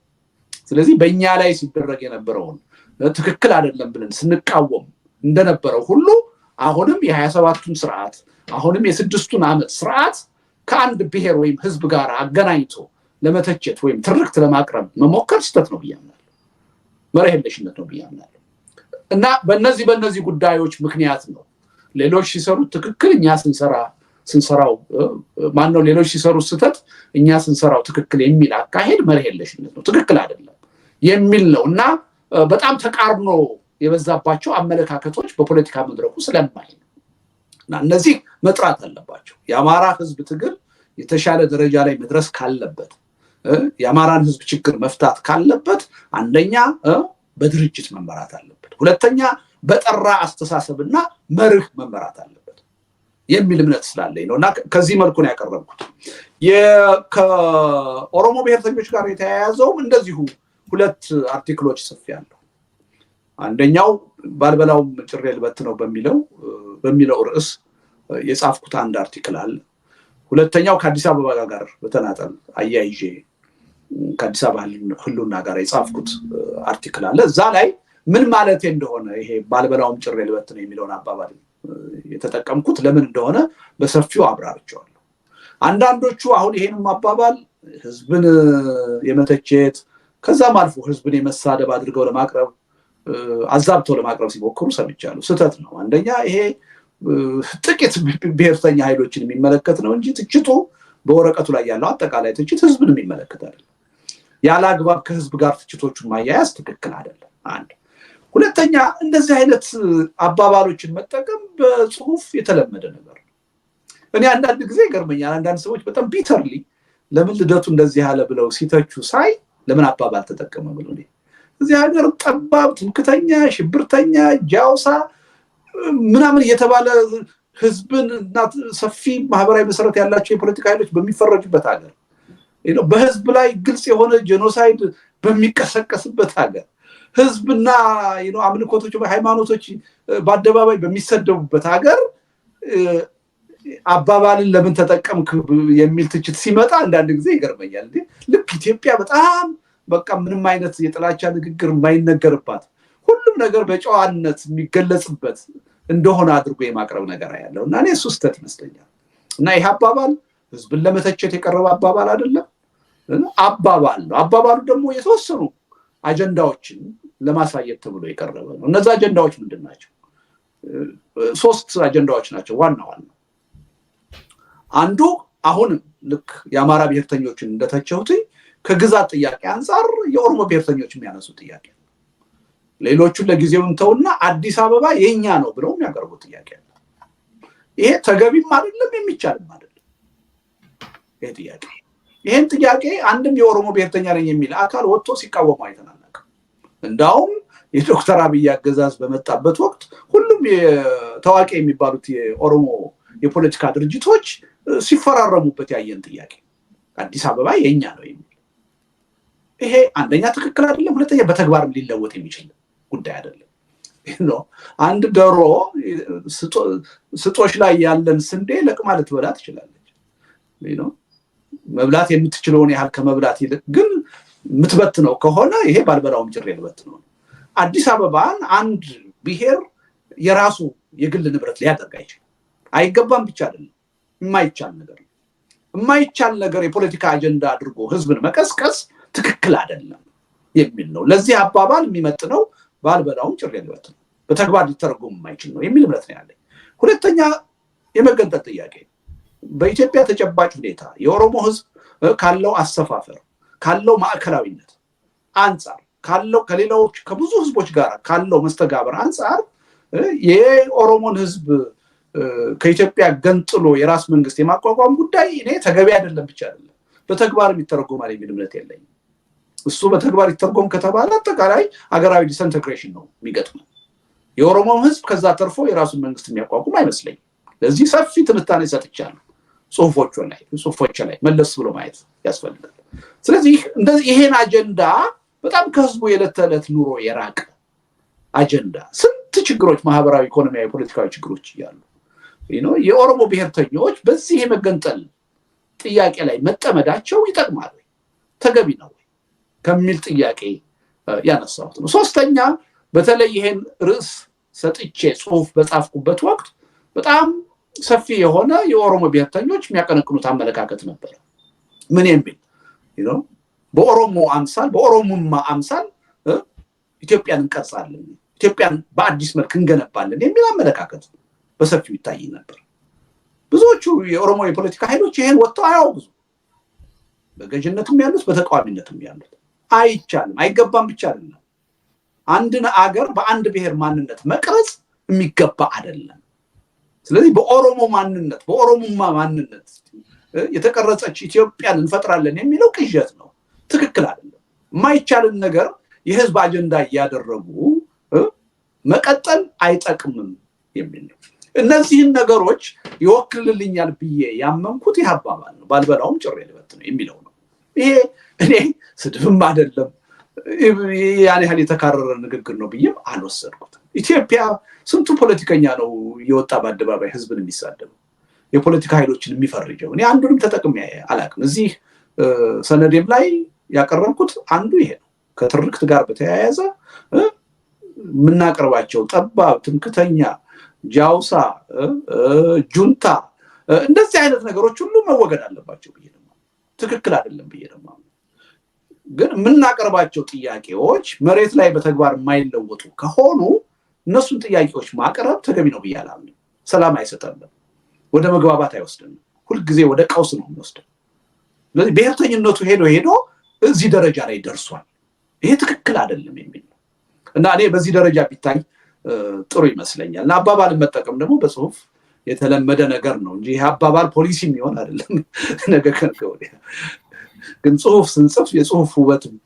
ነው አንዱ መለኪያው አባባሎችን መጠቀም ቃላቶችን መጠቀም ተገቢ ነው ለምሳሌ አሁን ተአምር የሚል አንድ ቃል ተጠቅሜ ነበር ይሄ የተለመደ አባባል ነው የሆነ ከግምታችን ወይም ከፍላጎታችን ውጪ የሆነ ነገር ሲፈጠር ይሄ በተአምር የሆነ ነው እንላለን ይሄ ማለት በተአምር እናምናለን ማለት አይደለም ነሰሰሪ የአባባል ጉዳይ ነው ታዋቂው የታሪክ ምሁር ፕሮፌሰር ማን ነበር ይቅርታ ፕሮፌሰር ባህሩ ዘውዴ ኢትዮጵያ የተአምር ሀገር ናት ይላል ሁሉ ጊዜ ያ ማለት በተአምር ስለሚያምን ነው ማለት አይደለም ከገመት ነው ከጠበቅነው ውጪ ክስተቶች የሚከሰቱባት ሀገር ነው ለማለት ነው ይሄም ሆኖ የተዛባ ትርጉም ይዛል ብዬ ያችን ቃል በትምህርት ጥቅስ ውስጥ ነው ያስገባው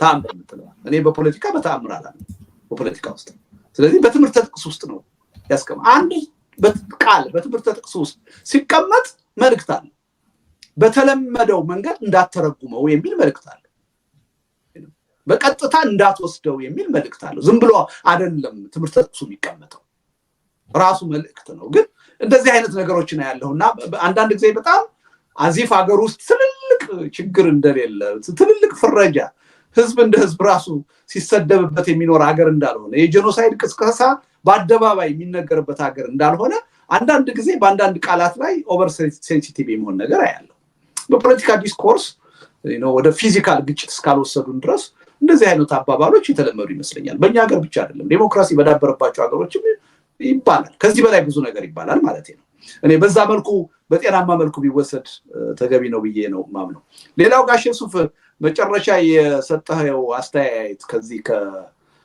ከተማሪዎች እንቅስቃሴ ጋር አያይዘህ እርግጥ ነው ለውጥ ነበር የሚፈልገው እኔ ለውጥ መፈለጉ የለውጥ ጥያቄ መነሳቱ ችግር አለው ብዬ አላምንም ተገቢ ነው ምክንያቱም ለውጥ የሚጠይቁ ችግሮች ነበሩ ኢትዮጵያ ውስጥ ተጨባጭ ችግሮች ግን ለውጥ ደግሞ በራሱ ግብ አይደለም ለውጥ ስንል ምን አይነት ለውጥ እንዴት የሚለውን ጥያቄ አብረን መመለስ አለብን አብረን ማሰብ አለብን እኔ በኢትዮጵያ የፖለቲካ ባህል እስካሁን ድረስ ባልተቋረጠ ሁኔታ የመጣው ችግር ለውጥን በራሱ ግብ አድርጎ የማየት ጉዳይ እና ምን አይነት ለውጥ እንዴት በሚለው ላይ ትኩረት አለመስጠት እስከዛሬ ድረስ ለዚህ ነው ሁሉ ጊዜ አገዛዞችን ከስልጣን አውርደን ሌላ አገዛዝ እየተካን ያለው እና ሁሉ ጊዜ የተማሪው እንቅስቃሴ የነበረበት ትልቅ ድክመት ይሄ ነበር ለውጥ ይላል ምን አይነት ለውጥ ብለን አንድ ስርዓት ስንነቅል በምን አይነት ስርዓት ነው ምን ተካው የሚለው ተገቢ ትኩረት አግኝቶ ውይይት አይደረግበትም ነበር አይነሳም ነበር ትልቁ ችግር ይሄ ነው ቅድም ደጋግማ አንስተዋል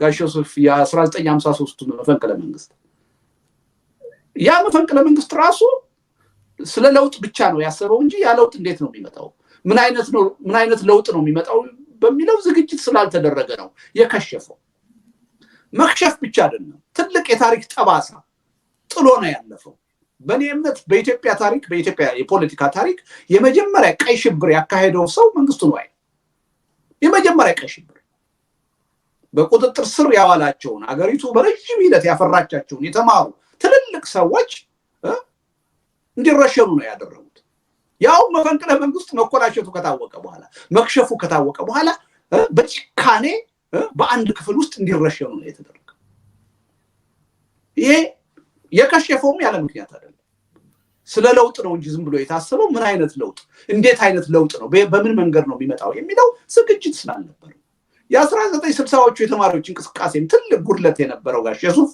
ይሄ ነው ለውጥ መፈለጋቸው ተገቢ ነበር ምክንያታዊ ነበር ለለውጥ ዋጋ ለመክፈል መዘጋጀታቸው ተገቢ ነበር በጣም ሰልፍለስ የሆነ ትውልድ ካሁኑ ትውልድ ከኔ ትውልድ ጋር ሲነጻጸር በጣም ትልቅ የስብዕና ደረጃ የደረሰ ለለውጥ ብቸኛ ህይወቱን ጭምር በደስታ ለመስጠት ለመሰዋት የቆመ ትውልድ ነው ይሄ በጣም የሚያስቀና ነው። ግን ለውጥ ዝም ብሎ በራሱ ግብ አይደለም። ምን አይነት ለውጥ እንዴት የሚለው ጥያቄ እስካሁን ድረስ የ2010 የህዝብ የለውጥ ጥያቄ እስከከሸፈበት ጊዜ ድረስ ትልቁ ችግራችን ይሄ።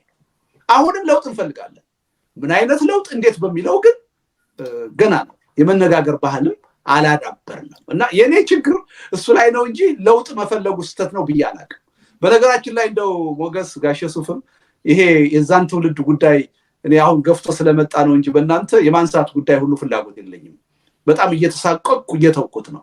ምክንያቱም አንድ ሰው ምን አለኝ ልደቱ አለኝ ስለዛ ትውልድ የምታነሳው ሐሳብ ይገባኛል፣ እረዳሃለሁ፣ የምታነሳው ሐሳብ ችግር የለውም፣ ግን ቁስላችን ነው የምትነካው አለኝ። ቁስላችን ነው የምትነካው። በቅንነት ለለውጥ ታግለናል፣ ግን የፈለግነውን ለውጥ አላመጣንም። እውነት ነው። የተሳሳቱ መንገዶችን ተከትለናል፣ ግን ስተት ተሰርቷል ተብሎ ሲነገር አንወድም፣ ያመናል አለኝ እና በዚህ ረገድ አስተያየት በሰጠው ቁጥር ብዙ ቁስሎችን እንዳለካ ብዙ ሰዎችን እንዳላሳብ በጣም ነው የምሳቀቀው። በእውነት ልጆቻቸው ሁሉ በዛ ትውልድ ኢህአፓ ሆነው መኢሶን ሆነው ልጆቻቸው አሁን ነው አባቶቻቸው እናቶቻቸው የሞቱባቸው ልጆች ራሱ ይከፋል እና ይሄን ጉዳይ እንደው ብተወው ይሻላል እያልኩ እሳቀቃለሁ። ካነሳሁ ደግሞ የግድ ነው ምክንያታዊ የሆነ አስተሳሰብ ማራመድ አለብኝ። ጠንካራ ጎኑንም ደካማ ጎኑንም መናገር አለብኝ እና ሪሊ አሁን ሳልወድ በግድ ለመሸሽ የተገደድኩት ሐሳብ ሆኗል ለማለት ነው። የመጨረሻ ያቀረብከው ጉዳይ እንትና ሞገስ ማለቴ ነው። ከዛ በፊት ጋሽ ሱፍ ያልከው ላይ እኔ ብሔር ጥያቄ በነዋለልኝ በሌሎችም ለምን ተነሳ ብያላክ ቅድም እንዳልኩት መነሳቱ ችግር የለውም፣ ግን በዛ መጠን ይሄ ነው ዋናው ቅራኔ ኢትዮጵያ ውስጥ። ስለዚህ ሁሉም ነገር የዚህ ችግር መፍቻ መሆን አለበት የሚል ለኦነግም ለቲፒኤልኤፍ መቋቋም ምክንያት የሆነው አስተሳሰብ ግን ተገቢ ነው ብዬ አላምንም። አንተ እንዳልከው የለም የብሔር ጥያቄ እኮ ያን ያህል ቦታ አልነበረውም ለውጥ የሚለው ነው ካልከኝ በወቅቱ የነበርክ ሰው ስለሆንክ እሱን ለመቀበል ዝግጁ ነኝ። ግን በተወሰነም ደረጃ ቢሆን በቃ ዋናው ጥያቄ ዋናው ቅራኔ ኢትዮጵያ ውስጥ የብሔር ጥያቄ ነው የሚለውን ግን እኔ እስካሁን ድረስ ባደረኩት ንባብ ባገኘኋቸው መረጃዎች ያለ ማለት የሚያስደፍር አይደለም። ከዛ የባሱ ብዙ ችግሮች ነበሩ ብዬ አምናለሁ። አንተም የምታምንባቸው ነው የመሰለኝ እና እኔ ለምን የተማሪው እንቅስቃሴ የብሔር ጥያቄን አነሳ ብዬ አይደለም። መነሳቱ ችግር የለም፣ ግን አጠቃላይ የሀገሪቱን ችግሮች ሁሉ ሰብስቦ በአንድ ጥያቄ መለወጥ ትክክል አልነበረም። 1983 ኢህአዴግም ሲገባ ይሄን ጥያቄ ዋናና ገዢ ጥያቄ አድርጎ ሌሎች ጥያቄዎች እንደሌሉ ይሄን ጥያቄ ኮንስቲቱሽናል ማድረጉ ይሄን ጥያቄ ኢንስቲትዩሽናል ማድረጉ ስህተት ነበር። ለዚህ ጥያቄ ሚዛናዊ የሆነ ተገቢ የሆነ መፍትሄና መልስ መስጠት ሲገባው ገዢ ያደረገው መዋቅራዊ ያደረገው እና ብዙ ጊዜ ይሄን የሚተቹ ሰዎች በንጉሱ ጊዜ በደርግ ጊዜ የኢትዮጵያ ብሔርተኝነት ወይም ሀገራዊ ማንነት መዋቅራዊ መደረጉ ትክክል አልነበረም፣ ተጽዕኖ አሳድሮብናል ብለው ነው የሚተቹት። ይሄን ይሉና ግን 1987 የመጣው ህገ መንግስት ሌሎቹን ነገሮች ወደ ጎን ገፍቶ የብሔር ጥያቄን መዋቅራዊ ማድረጉን ግን በጭፍን ሲደግፉ ነው የማየው። ትክክል አይደለም። ይሄም ኮንትራዲክት የሚያደርግ አስተሳሰብ። ያኔ አገራዊ ብሔርተኝነት መዋቅራዊ መሆኑ ልዩነት ቦታ አለማግኘቱ ስህተት እንደነበረው ሁሉ አሁን ደግሞ የዜግነት ፖለቲካ የአንድነት ፖለቲካ ወደ ጎን ተገፍቶ የብሔር ፖለቲካ ገዢ አስተሳሰብ መዋቅራዊ መደረጉም በተመሳሳይ ሁኔታ ስህተት ሚዛን ያልጠበቀ ነው።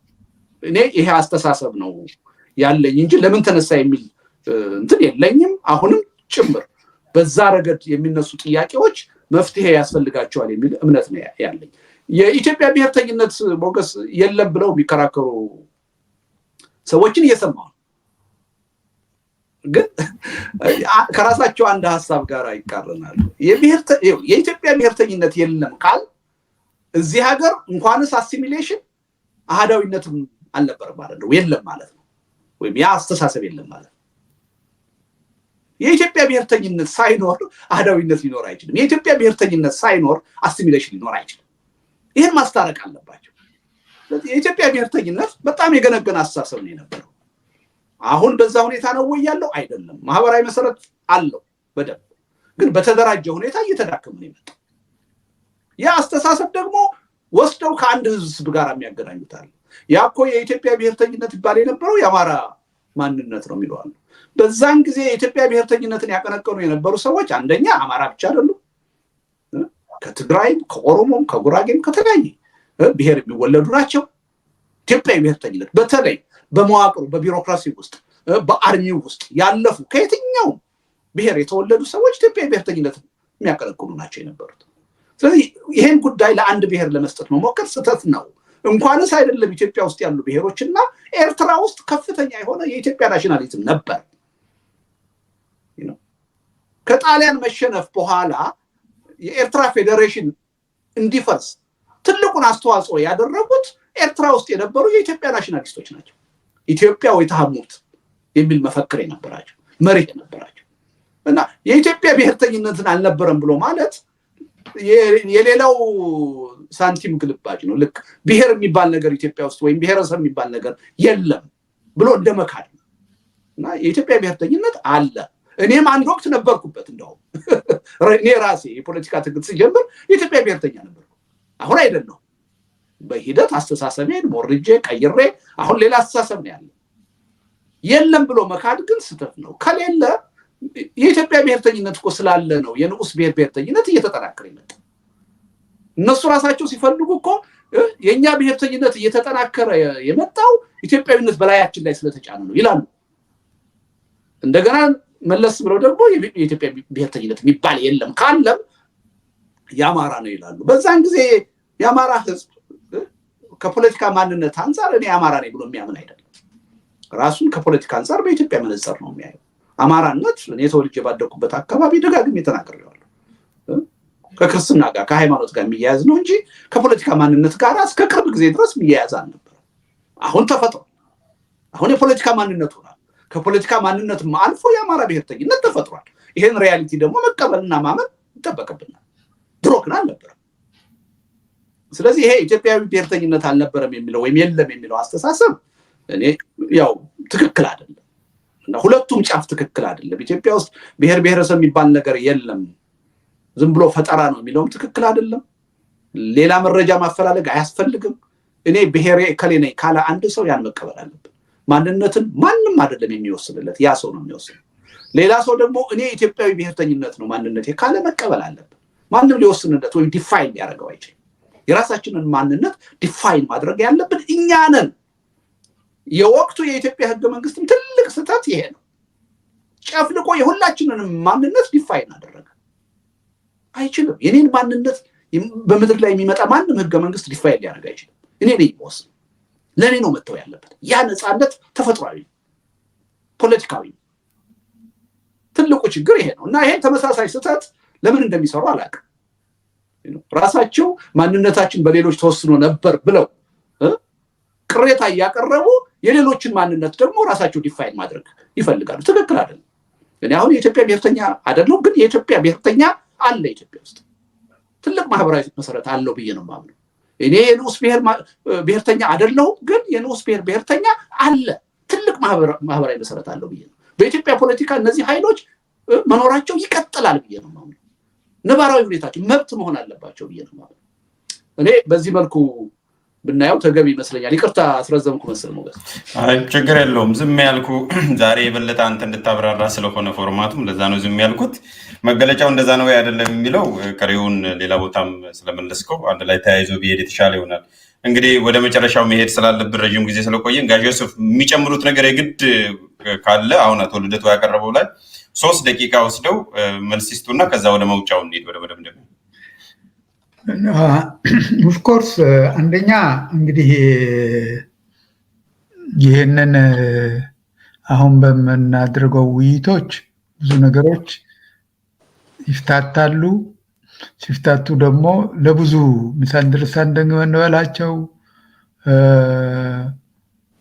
ሆን ተብሎ የሚሰጡ ትርጉሞችም ይሁኑ ሌሎች በቀደም ያልነውን ደግሞ ብዙ ሪፋይንድ የሆኑ ወይም ሰትል የሆኑ ኑዋንስ ያልነውን ልዩነቶቹን ለማሳየትም ይሁን ልደቱ እንዳለው አንዳንድ አቀራረቦች፣ አባባሎች ውይይት እንዲጭሩ ያረኳቸው ነው ብለዋል። ዋና ቁም ነገሩ ይሄ ውይይት ብቻ ሳይሆን ጽሁፎቹ እንግዲህ ምክር ሀሳቦቹ እንበላቸው በአዲሱ አባባል ምክር ሀሳቡ ደሞር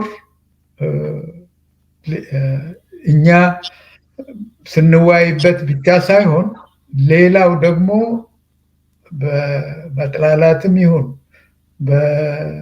ለመጣልም በመሞከርም ይሁን በሌላ መልኩ ይሄ አትሊስት ሀሳቡ ሰምሃው እንትን እንዳገኘ ነው። ሰሚም ሪአክሽን እያስተናገደ ነው ማለት ነው። የአሁኑ የዛሬ ርዕስ ምጽአተ ኢትዮጵያን ለማስቀረት ነው የሚለው። ይሄ አንዱ ከሪአክሽኖቹ አሁን በዚህ በተቀጥሉ ምጽአተ ኢትዮጵያን ታፋጥናላችሁ አይነት አባባል ስለነበረ ያ ደግሞ ምጽአተ ኢትዮጵያን ለማስቀረት ነው እስከተባለ as much as possible አሁንም ያ ውይይት መቀጠል አለበት ነው። እኔ ከነዚህ ሰዎች ጋርም ጭምር አሁን ሁለት የኦፌኮ አባላት ወይም መሪዎች እንበላቸው ጀዋርና አቶ በቀለ ገርባ በአንድም በሌላም እንግዲህ አንዱ ድርጅት ውስጥ ነው፣ አንዱ ከድርጅት ውጭ ነው። ግን ሪአክት አድርገዋል ሁለቱ፣ ድርጅት ውስጥ ያለውም ከድርጅት ውጭ ያሉት እና አይ ቲንክ እንደተባለው እንግዲህ ዋናው ቁም ነገሩ ሀሳብ ማመንጨት፣ መፍትሄ ማቅረብ ነው። በዚህ መድረኮች አሁን በተባሉት መድረኮችም ይሁን ከዚህ መጨረሻ ላይ በዚህ በተባሉት በተሰጡት አስተያየቶች ዳብሮ የሚወጣው ነገር እናያለን። ይሄ ብቻ ሳይሆን ለኢትዮጵያ ችግር መፍቻና ምጽአተ ኢትዮጵያን ለማስቀረት የሚደረጉ የመፍትሄ ፍለጋዎች እንግዲህ በአንድ በኩል የሽግግሩ ሂደት በሚባልበት ጊዜ ሰፋ ያለ ነገር ነው ከሽግግሩ መንግስትና በዛ ዙሪያ ማለት የሚባሉ የሚጻፉ ማይጻፉ ብዙ ሀሳቦች አሉ። እነዚህን ሀሳቦች ነጥሮ የሚወጡበት ሁኔታ ተፈጥሮ እኔ አይ ቲንክ ኢንክሉዲንግ ራሱ መንግስት ያቋቋመው የዚህ የምክክር ኮሚሽኑ የስራ ውጤት እንደ አንድ በዛ ሂደት ውስጥ የሚታይ አንድ ኢንፑት ነው ለኔ። ልክ ከልደቱ ከሚያቀርባቸው ምክረ ሀሳቦች አይነት ይሆናሉ ማለት ነው። ሌሎች ደግሞ በዛ ደረጃ ምናቃቸውም ማናቃቸውም ትንንሽ ቡድኖችም እያቀረቡ ነው። በዚህ ሂደት ውስጥ የተሻለ ነገር ይወጣል ብዬ ገምታለሁ። የተሻለ መወያየት እና የተሻለ ደግሞ ቱ ዘ ሴንተር መምጣት፣ ሴንተር ብቻ ሳይሆን በምናምን መገናኘት በግንባር ላይ ወይም በመሀል መንገድ መገናኘቱ ነው።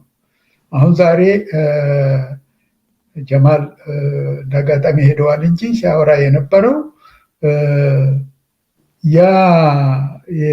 ያነሳ ነው በነሱ ማለት በዚህ በኦጋዴኑ ችግር ላይ የዛ የሶማሌ መንግስት ያቀደው እቅድና የተከተለው በጣም እንግዲህ ሬደንቲስት ብዙ መልኩ ይባላል። ሬደንቲስት እንግዲህ መሬት ይመስለኛል። ከመሬት ውጭ ብዙ እንትን የለውም። ብዙ ኢዲዮሎጂም ብዙም የሚያስፈልገው አይደለም። ይሄ መሬት የኛ ነበረ። የግዛት ይገባኛል ንቅናቄ ሬደንቲዝም እንደዛ ነው እንትን ያለው። አሁን ደግሞ ያ ነገር የት እንዳደረሰ ሀገሪቷንም ህዝቡንም አከፋፍሎ አሁን እሱም ይህንን ሁሉም የሚያቅፍ መንግስት የሚፈልግበት አንዱ ምክንያት ከዘመዶቼ ችግር እየተረዳሁ ነው ብሏል።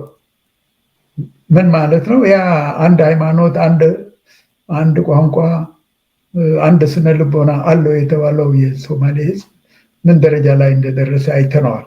for different reasons possibly በብሔረተኝነት ብቻ ሳይሆን ያ ብሔረተኝነት ተግባራዊ ለማድረግ የተሞከረበት ነው ሁኔታ ነው እንግዲህ ያኔ እንትን የተባለውና after all this ሁላችን ከዚህ መማር አለብን ነው። ሁላችን ከዚህ ተምረን ከዚህ በኋላ ምንድነው በጉርብትናም ከኖር እንደ ጎረቤት በአንድ ሀገር ውስጥ ከኖር እንደ አኗኗሪ ፎርሙላ ነው ያልነው አኗኗሪ ፎርሙላ አግኝተን ከዚህ ውስጥ የምንወጣበት ሁኔታ ይፈጠራል ባይ ነኝ። the more እዚህ ዙሪያ የሚደረጉ ውይይቶች the more አንዱ የአንዱን መረዳት እና የማረጉ ሁኔታ ነው። እነዚህ ሀገሮች አሁን ደቡብ ሱዳን እና ሰሜን ሱዳን እንበለው ወይ ሱዳን ሁለት መንግስታት ናቸው ተገንጥለዋል። ነገር ግን አሁንም their problems እዛው ናቸው። ተለያዩ እንጂ አንድ እንትን ናቸው። ምንም አይነት የተለያየ ነገር የለም። ኢትዮጵያና ኤርትራ of course ኤርትራን ጻውታለች 33 ዓመት። አሁንም ብታይ ያው ነው ችግሩ። በጣም የተያያዘና የተቆላለፈ ነው። የ98ቱ ጦርነት የዚህ ባድመ የተባለው ጦርነት የተነሳ ጊዜ ነው እንግዲህ ያልተጠናቀቀ ፍቺ ያልተሳካ ጉርብትና ብዬ በጦቢያ ላይ የጻፉት። አሁንም ያው ፍቺው አልተጠናቀቀም፣ ምክንያቱም ያርደር ጉርብትናውም አልተቻለም ወይም አልተሳካም። ኖርማል የሆነ በይነ መንግስታት ግንኙነት መመስረት አልቻለም። ለምን? አብይ ተነስቶ አስመራ ይሄዳል፣ ያኛው ደግሞ በቃ አብይን ወኪሌን አድርጌዋለሁ ይላል። ውክልናው መቼ እንደወደቀ መቼ ሳይታወቅ በመሃሉ ያው እንደገና አንዱ በአንዱ ምንድነው አጥቻ አድር ፍሮትስ ይላል ፈረንጅ፣ በግብግብ ይገጥማሉ። ምን ለማለት ነው? ኖርማል በይነ መንግስታት ግንኙነት መፍጠር ባለመቻላቸው ነው። ኖርማል በይነ መንግስታት ግንኙነት ማለት ማነው ባይላተራል የሆነ ግንኙነት መፍጠር መቻል ነው። ግን ያ እኛ ግንኙነት በዚህ መልክ አይደለም ካልክ እና ፕሬዚደንት ማነው ኢሳያስ አፈወርቂ ያኔ በአብይና እሱ በዚህ ምንድነው ጫግላ ምንድነው ሽርሽር ነው የሚባለው በነበሩበት ጊዜ ምንድነው ያለው? ድንበር በመሃላችን የለም፣ አንድ ኢትዮጵያና ኤርትራ አንድ ህዝብ በሁለት መንግስታት የሚገኝ ነው ብሏል። አንድ ህዝብ ሆኖ ሁለት መንግስታት። ያ አባባል እንግዲህ በጀርመን በዚህ በኮሪያ ምናየው ነው። በጀርመን ሁለት በነበረችበት ጊዜ that was the idea። ሁለት መንግስታት ነን እርግጥ ነው፣ ግን አንድ ህዝብ ነን ነው። ቀጠሉበት። አንዱ ኮሚኒስት ነበረ፣ አንዱ ቡንደስ ሪፐብሊኩ ያው ካፒታሊስት ነበረ። ከቀጠለ በኋላ ነው እንግዲህ መጨረሻ ላይ ያ አመቺ ሁኔታ ሲፈጠር አንድ ሆኑት። አመቺ ሁኔታ ተፈጠረላቸው። ምክንያቱም እነሱ እንዳይገናኙ የሚያደርጉ የአውሮፓ ኃይሎች ነበሩ። ፈረንሳይም ትሁን እንግሊዝም ትሁን ያኔ ጀርመን እንደገና አንሰራርታ እነሱን ለነሱ ማን ነው ዳንጀር ወይም መስፈራሪያ የማትሆንበት ሁኔታ ስለፈለጉ ነው። አንድ ፈረንሳይ ቀልዶ ምን ይላል? እኔ ጀርመኖቹ ሁለት እንደሆኑ እንዲቀጥሉ እፈልጋለሁ፣ ምክንያቱ I love them too much that I want two of them not only one። ከፍቅሩ የተነሳ ብሎ የቀለደበት እንትን እናስታውሳለን። ግን እነሱ ያችን ጠበቁ፣ ያችን አመቺ ሁኔታ። እኔ እንዳጋጣሚ ጀርመን ነበርኩ፣ በርሊን ነበርኩ እና ያኔ በነበረው ሁኔታ ብዙ ነገሮች ይባል ነበረ። ግን at the right moment ያን እንደገና አንድነታቸውን መስርቶ almost they are going back to their ግሎሪ ባንል የጀርመን ግሎሪ ሁሉ ጊዜ ሌሎችን ስለሚያስፈራራ ለማንኛውም እንትን እየመለሱ ነው። ስለዚህ አንዳንድ ጊዜ አመቺ ሁኔታና በታሪክ መጋጠሚያ ላይ የምትወስደው ውሳኔ በጣም ወሳኝ ነው that's exactly what they did ምክንያቱ መጀመሪያ ስተታቸውን ተቀበሉ እንግዲህ ምን ማለት ነው የጀርመን ቡንደስ ሪፐብሊክ ወይም ፌደራል ሪፐብሊኩ ቻንስለር ወይም ፕራይም ሚኒስተር የነበረው ዊሊ ብራንት ሄዶ ነው ለዛ ለፖላንድ ለሌሎቹ እንትን ያለው ምንድነው በእግሩ ወድቆ ይቅርታ የጠየቀው ክኒፋል የሚሉት እነሱ አንተ አሁን እዛ ጀርመን ተናጋሪ ሀገር ያለው ክኒፎል ማለት ያው በእግሩ እንትን ብለዋል ይቅርታ ጠይቀዋል ከዛ በኋላ እንደገና በቃ ቀስ በቀስ እነዛ የራሱ ህዝቦችን እንትን እያለ they were doing them more እንግዲህ የሁለት መንግስታት እያሉ እነዚህ ለኢስት ጀርመኒ የሚሰጡት እርዳታ በጣም ከምትገምተው በላይ ነው በጠላትነት አላዩዋቸው ምክንያቱ አንድ ህዝብ ነው አንድ ቀን ይገናኛል ብሎ ከሚለው ሐሳቤ በመነሳት ነው እና ምን ለማለት ነው እንግዲህ አንድም ህዝቦች ይገናኛሉ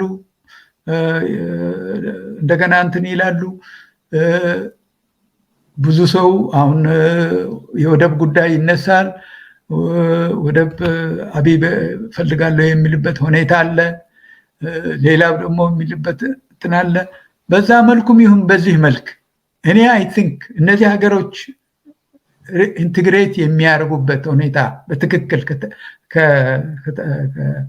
ተፈልጎ ከተገኘ ወደብም ይሁን ሌላ ናቹራል ሪሶርስም ይሁን ሀብትም ይሁን ምኑም ይሁን በትክክል የሚጠቀሙበት እንትን ፎርሙላ ይፈጠራል ብዬ ገምታለሁ እና ከእንትን እየወጣን ነው ኦፍ ኮርስ ምክንያቱ ሆኖም በዚህም ሄድን በዛም ሄድን ስለ ሀገራት ስለ ህዝቦች ግንኙነትና ልዩነትና መስማማትና አለመስማማት በእኛ ላይ የሚያስከትለው ጦርነት ብቻ ሳይሆን አጠቃላይ ውዝግብ እያየን ስለሆነ ነውና ታንኪዩ እሺ በጣም አመሰግናለሁ ምክር ስለሆነ ከያንዳንዱ የምንወስዳቸው ውሳኔዎች በፊት ቆም ብለን ማሰብ አለብን በስሜት ብቻ ሳይሆን በስሌት መሆን ያለበት የሚል ነው ከታሪክም እንድንማር ነው በጣም እናመሰግናለን እንግዲህ ልደቱ የመውጫ ሐሳብ እንድታቀርብ ነው ድል መስጠት በዛ ነው የምንዘጋው ከዛ በፊት ግን አንድ ጥያቄ ልጠይቅ መጀመሪያ ላይ መጠየቅ የነበረብኝ ወንብዬን ያቆየሁት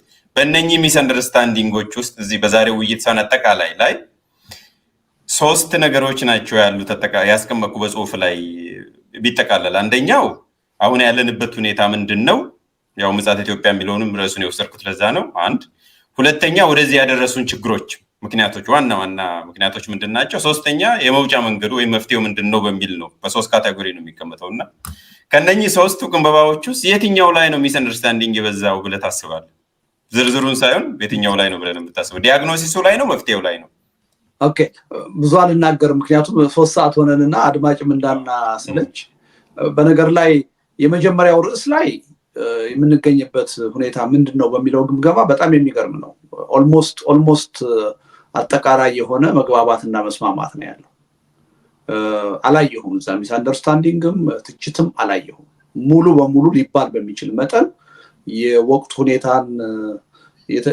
የተደረገው ግምገማ ሁሉም ተወያዮች የሚጋሩት ሆኖ ነው ያገኘሁት እንደውም አንዳንዶቹ ትንሽ ከዛም በላይ ነው ኦሬዲ ምጽአት ውስጥ ነው ያለ ሲኦል ውስጥ ነው ያለ ነው በዛ ደረጃ የሚገለጽ ነው የሚሉ ሰዎች ናቸው ያሉት እንጂ ኢቨን መስቀለኛ መንገድ አይደለንም የሚለው በጣም ሰፊ ተቀባይነት እንዳገኘ ነው ያየሁት እና እሱ ላይ ልዩነት የለም ሚስ አንደርስታንዲንግም የለም ሁለተኛው ላይ የአመራር ችግር አለ የሚለው ላይ ጽንፈኝነትና ጦረኝነት የሚለው ላይ የችግራችን ምንጮች ምንድናቸው እዚህ ለምንድን ነው የደረስነው የሚለው ላይ ሁለቱ ላይ ብዙም አይደለም ሚስ አንደርስታንዲንጎች አሉ ሁለቱም ላይ የአመራር ጉዳይም ላይ የጽንፈኝነትና የጦረኝነትም ጉዳይ ላይ ግን ያን ያህል አይደለም በጣም ከፍተኛ የሆነ ሚስ አንደርስታንዲንግም ያሳሰብ ልዩነትም የተፈጠረው ሶስተኛው ላይ ነው የብሔርተኝነት ፖለቲካ መዋቅራዊ መሆን ላይ እሱ ላይ በጣም በርካታ ሚስ አንደርስታንዲንጎች ታይተዋል እኔ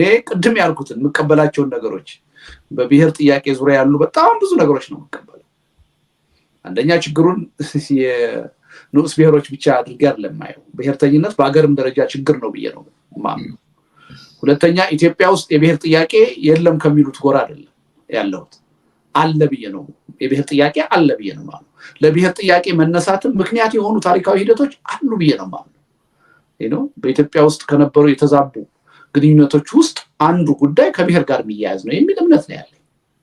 ከዛ በኋላ ደግሞ የብሔር መብት እኩልነት ኢቭን የፖለቲካ መደራጃ የመሆኑን ጉዳይ መብት መሆን አለበት የሚለውን ተቀብያለሁ። ኢቭን በብሔርተኝነት ደረጃ በህግ መከልከል አለበት ከሚሉት ውስጥ አይደለም። የዜጎች ምርጫ መሆን አለበት። አንድ ሰው የብሔርተኛ ሆኜ ልቀጥል ካለ መብት መሆን አለበት። ሄዳ የኔ ልዩነት የት ላይ ናት? ይሄን አስተሳሰብ ግን ሌሎችን አስተሳሰቦች ደፍቆ በብቸኝነት መዋቅራዊ ማድረግ ግን ስህተት ነው፣ ትክክል አይደለም። መዋቅራዊ መደረጉ ሁለቱም ብሔርተኞች የኢትዮጵያን ብሔርተኝነት የንዑስ ብሔርተኝነትም መዋቅራዊ መደረግ የለበት። ለህዝብ መብት ለህዝብ ምርጫ ግን መተው አለበት። በሁለቱም ተደራጅቼ እታገላለሁ የሚል አሁን ካለ የኢትዮጵያ ተጨባጭ ሁኔታ ሊፈቀድለት ይገባል ብዬ ነው። መከልከልም የለበትም ብዬ ነው። እና መዋቅራዊ መሆን አለበት ብሎ መከራከር ሲገባ አዚፍ የብሔር ጥያቄ እንደማልቀበል የብሔሮች ያመለካከት ወይም ጥያቄ የለም ብዬ እንደማምን ሐሳቡን ራዲካል እንዳደረኩ በጣም ሰፊ የሆነ ሚስ አንደርስታንዲንግ ያየው ጥያቄ። ሶስተኛው ላይ ስትመጣ መፍትሄው ላይ ስትመጣ የሽግግር ሂደቱ ላይ ስትመጣ በጣም ጥሩ ነገር ምንድነው some kind of የሽግግር ሂደት ያስፈልጋል በሚለው ኦቨርዌልሚንግ የሆነ መስማማት አለ። ትልቁ ነገር እሱ ነው። እንዴት በምን ሁኔታ በሚለው ዝርዝር ጉዳይ ላይ ግን ብዙ ሚስ አንደርስታንዲንጎች አሉ፣ ያስተሳሰብ ልዩነቶችም አሉ። ይሄን ያየሁት እነዛ ጥያቄዎች ምንድናቸው የሚለውን ሌላ ጊዜ ልንመለስበት እንችላለን። እኔም ዝርዝሩን አላነሳም፣ ውይይትም ገና ስለምታረቅ ከዚህ በኋላ ዞሮ ማጠቃለያ ስላልከኝ ሌላ ረጅም ነገር መናገር የለብኝም። ምናልባትም ከጋሼ ሱፍና ከጀማል ውጪ ያወያያቸው ሰዎች አሉ፣ ትችት ያቀረቡ ሰዎች አሉ። እነሱም ይሄን መድረክ የማግኘት ፍላጎት ካላቸው ከነሱም ጋር ለመወያየት ፈቃደኛ ነኝ። ያገለልኳቸው እንዳይመስል ማለት ነው። ምርጫውን የሰጣሁትኝ ለሚዲያ ባለቤቶቹ ነው። የምትፈልጉ ብቻችሁን ብትፈልጉ ከሰዎቹ ጋራ በኔ በኩል ፈቃደኛ ነኝ ነው ያልኩት። እና ሌሎችም ጋር ከተፈለገ እኔ ለመወያየትና ጥያቄዎቻቸውን ኮንሰርናቸውን ነው ያለኝን ምልከታ ሪፍሌክት ለማድረግ ዝግጁ ነኝ በኔ በኩል ማለት ነው። ከዛ ውጪ ጋሼ ሱፍ በጣም ትልቅ ትምህርት ነው ያገኘሁት ዛሬ አንተ መኖርህ። ምክንያቱም ቀላል አይደለም ልምድህ፣ በተለይ በተማሪዎች እንቅስቃሴ ደግሞ የነበርክ ሰው ስለሆንክ ያነሳቸው ሐሳቦች በጣም ጠቃሚ ነጥቦች ናቸው እና ሰነዱንም የበለጠ በማዳበር የሚኖራቸው አስተዋጽኦ ቀላል አይደለም። ጀማልም ባይኖርም እዚህ ውስጥ አሁን በጣም ጠቃሚ የሆኑ በትክክል መሬት ላይ ያሉ ጥያቄዎችን ነው ያነሳው እና ሪሊ በጣም ጠቃሚ ነበረ። እኔ ብዙ ተምሬያለሁ።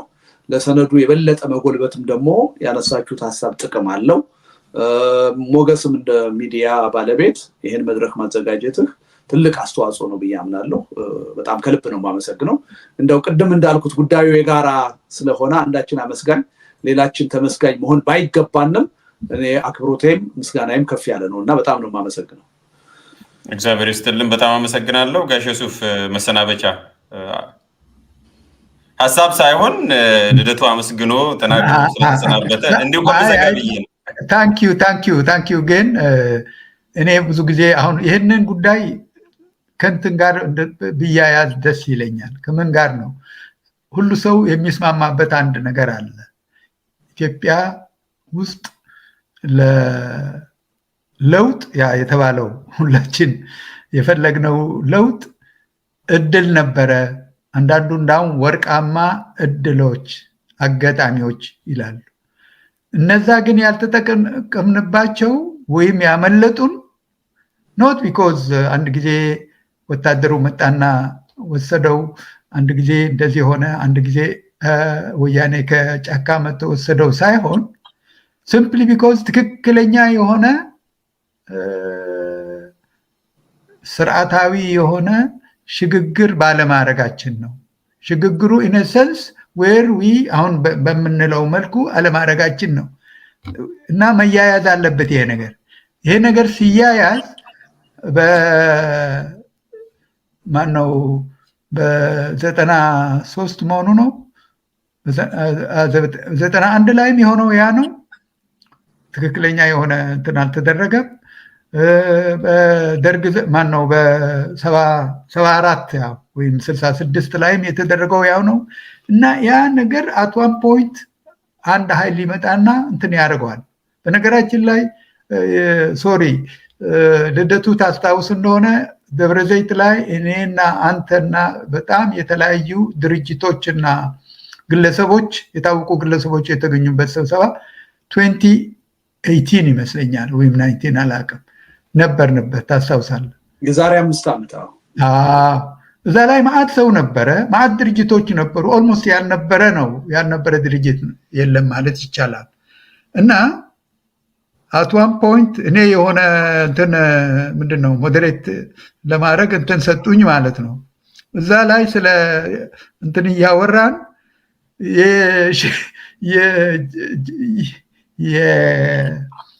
የደርግ ሽግግር የተበላሸው መጀመሪያ ላይ ጓድ መንግስቱ ማዕከልነት የሰርቶ አደሩ ፓርቲ መሰረታል የተባለለት ነው አልኩና አንድ ሰው መጥቶ ወረቀት ሰጠኝ። አላየሁም ይሆናል አስጠነቀቀኝ። ምክንያቱ ወደዛ እንዳልመጣ ወደ አሁን ወዳለውና አንተ ስራ ሀሳብ መግለጽ ሳይሆን ሞዴሬት ማድረግ ብቻ ነው ብሎ ሰጠኝና ምን ለማለት ነው that's where it goes wrong actually አሁን ብዙ ሰው ያኔ ጓድ መንግስቱ ማዕከልነት ሲባል የነበረው ጓድ መንግስቱ ከሶማሊያ ወይም ከሶማሊያ ጦርነት ከመለሱ በኋላ ወደ ኩባ ሄዶ ሲመለሱ ድሬዳዋ ላይ ነው ቪቫ መንግስቱ የተባለው። ቪቫ መንግስቱ ሲባል ሰምበዲ ብዙ እዚህ ላይ ምንድነው ያለው ታምራት ፈረደ ለዛ ሁሉ እንትን የደረሰበት ራሱን እስከሚገል ድረስ የገፋፉት ኖ እኛ እኩል ነን የደርግ አባላት አንድ ሰውን መርጣችሁ ቪቫ መንግስቱ ማለት የለባችሁ ማለት አልገባውም ማለት ነው። ሁኔታው ወዲት እየሄደ አንዱ ኦሬዲ ከእኩል ከመሆን አልፎ በአንድ ያቺ እንትና የሚላት ኩርቫ አለች። ኩርቫ ምንድነው ይሄ እንደዚህ የምትዞርባት ቦታ አለች ወይር መታጠፊያው ማነው ሙሩጽ ይፍጠር ሮጥኩት የሚልባት እንትን ነበረች። ሮጥኩትና ምናምን ያችን እንትን ኩርባ ነው። ኦሬዲ መንግስቱ ሮጦ ያን ቦታ እንትን አድርገዋል። ኦሬዲ ይዘዋል። አልገባውም ታምራትን እስከ መጨረሻ ታምራትም አት ዋን ፖይንት አለቃ የነበሩ የዚህ በብሔረሰብ መምሪያና ታምራት ፈረደ እስከ መጨረሻ ድረስ ያኔ ይህንን ተናገረ ተብሎ መጀመሪያ ተወነጀለ። ከዛ ለትምህርት ወደ ዩጎዝላቪያ ማነው ቼኮስሎቫኪያ ተላከ። ሲመለስ እንደገና ታሰረ።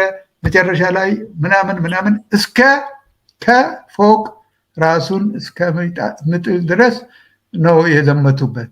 ሲምፕሊ ቢኮዝ የዛ ሰውዬ ማዕከልነትና የተባለው እነሱ ምክንያቱ ደርግ ሲል የነበረው እኛ ወደ እንትን እንመለሳለን ነው እኮ ወደ ካምፕ ደርግ ወደ ካምፕ መቼ ነው የሚመለሰው እየተባለ ነበረ እኮ የሚጠየቀው እንጂ ስለ ሽግግሩ አይደለም። እነሱ ይመለሱና ሽግግሩ በራሱን በቻለ መልክ ይካሄዳል ነበር የተባለው። ይኸው እንግዲህ ለዚህም ነው ሰው ይሄ how important it is not because አብይን ከስልጣን ለማስነሳት ወይም እንትናን ሳይሆን if you don't do this ይህንን እስካልተደረገ ድረስ አሁንም እዛው ነው ውሃ ቅዳ ውሃ መልስ ነው ለማለት ነውና ታንክ ዩ ሞገስ። እሺ በጣም አመሰግናለሁ። ሳላስብ ከፍቼ ግን ተምረንበታል። በጣም እናመሰግናለን። በዚህ ብቻ እናበቃም። ረጅም ጊዜ ነው ያቆየዋችሁ። ልደቱም ብዙ ኮሚትመንት አለበት። እርስዎንም በዚህ ጊዜ እንደዚህ ረጅም ጊዜ ስላቆየው ይቅርታ እየጠየቅኩኝ አድማጭ ተመልካቾቻችን የዛሬው ውይይታችን የነበረው አቶ ልደቱ ባቀረበው ምክረ ሀሳብ ላይ ላለፉት ሳምንታት ስንገመግብ የቆየነውን በዛ ላይ ሪዩኒየን ያደረግነው አቶ ልደቱ ሰፋ ባለመልኩ አንዳንድ ሚስ አንደርስታንዲንግ ወይም አለመግባባት ወይም ጽሁፉን በተለየ መልኩ ተረድተውታል ባላቸው ነጥቦች ላይም ሀሳብ ሰጥቷል። ወደፊትም ውይይት ያደርጋል። እኛም በዚህ አናበቃም። ለዛሬው ግን ከምጽአተ ኢትዮጵያ ለመቅረት ምጽአተ ኢትዮጵያን ለማስቀረት መፍትሄ ፍለጋ በሚል ውይይት ያደረግነው እኔ አወያይ እንዲሁም ደግሞ አቶ ዩሱፍ ያሲን ከኖርዌይ፣ አቶ ልደቱ አያሌው የጽሁፍ አቅራቢ የምክር ሀሳቡ አቅራቢ እንዲሁም ከኛ ጋር የሌለ ምናልባት ቆይታችሁ ለመጣችሁት አቶ ጀማል ድርዬ ደክሞት ነው ጾመኛ ስለሆነ የወጣው የመግለጽ ስላለብኝ ነው። ሶስታቸው ናቸው ሀሳባቸውን ያቀረቡት የተወያዩት በእኔ አወያይነት ይቀጥላል። ለዛሬው ግን የነበረን ውይይት ይህንን ነበር። ለዛሬው ጨርሰናል። ቸር ሰንብቱ። በጣም አመሰግናለሁ ሁላችሁ።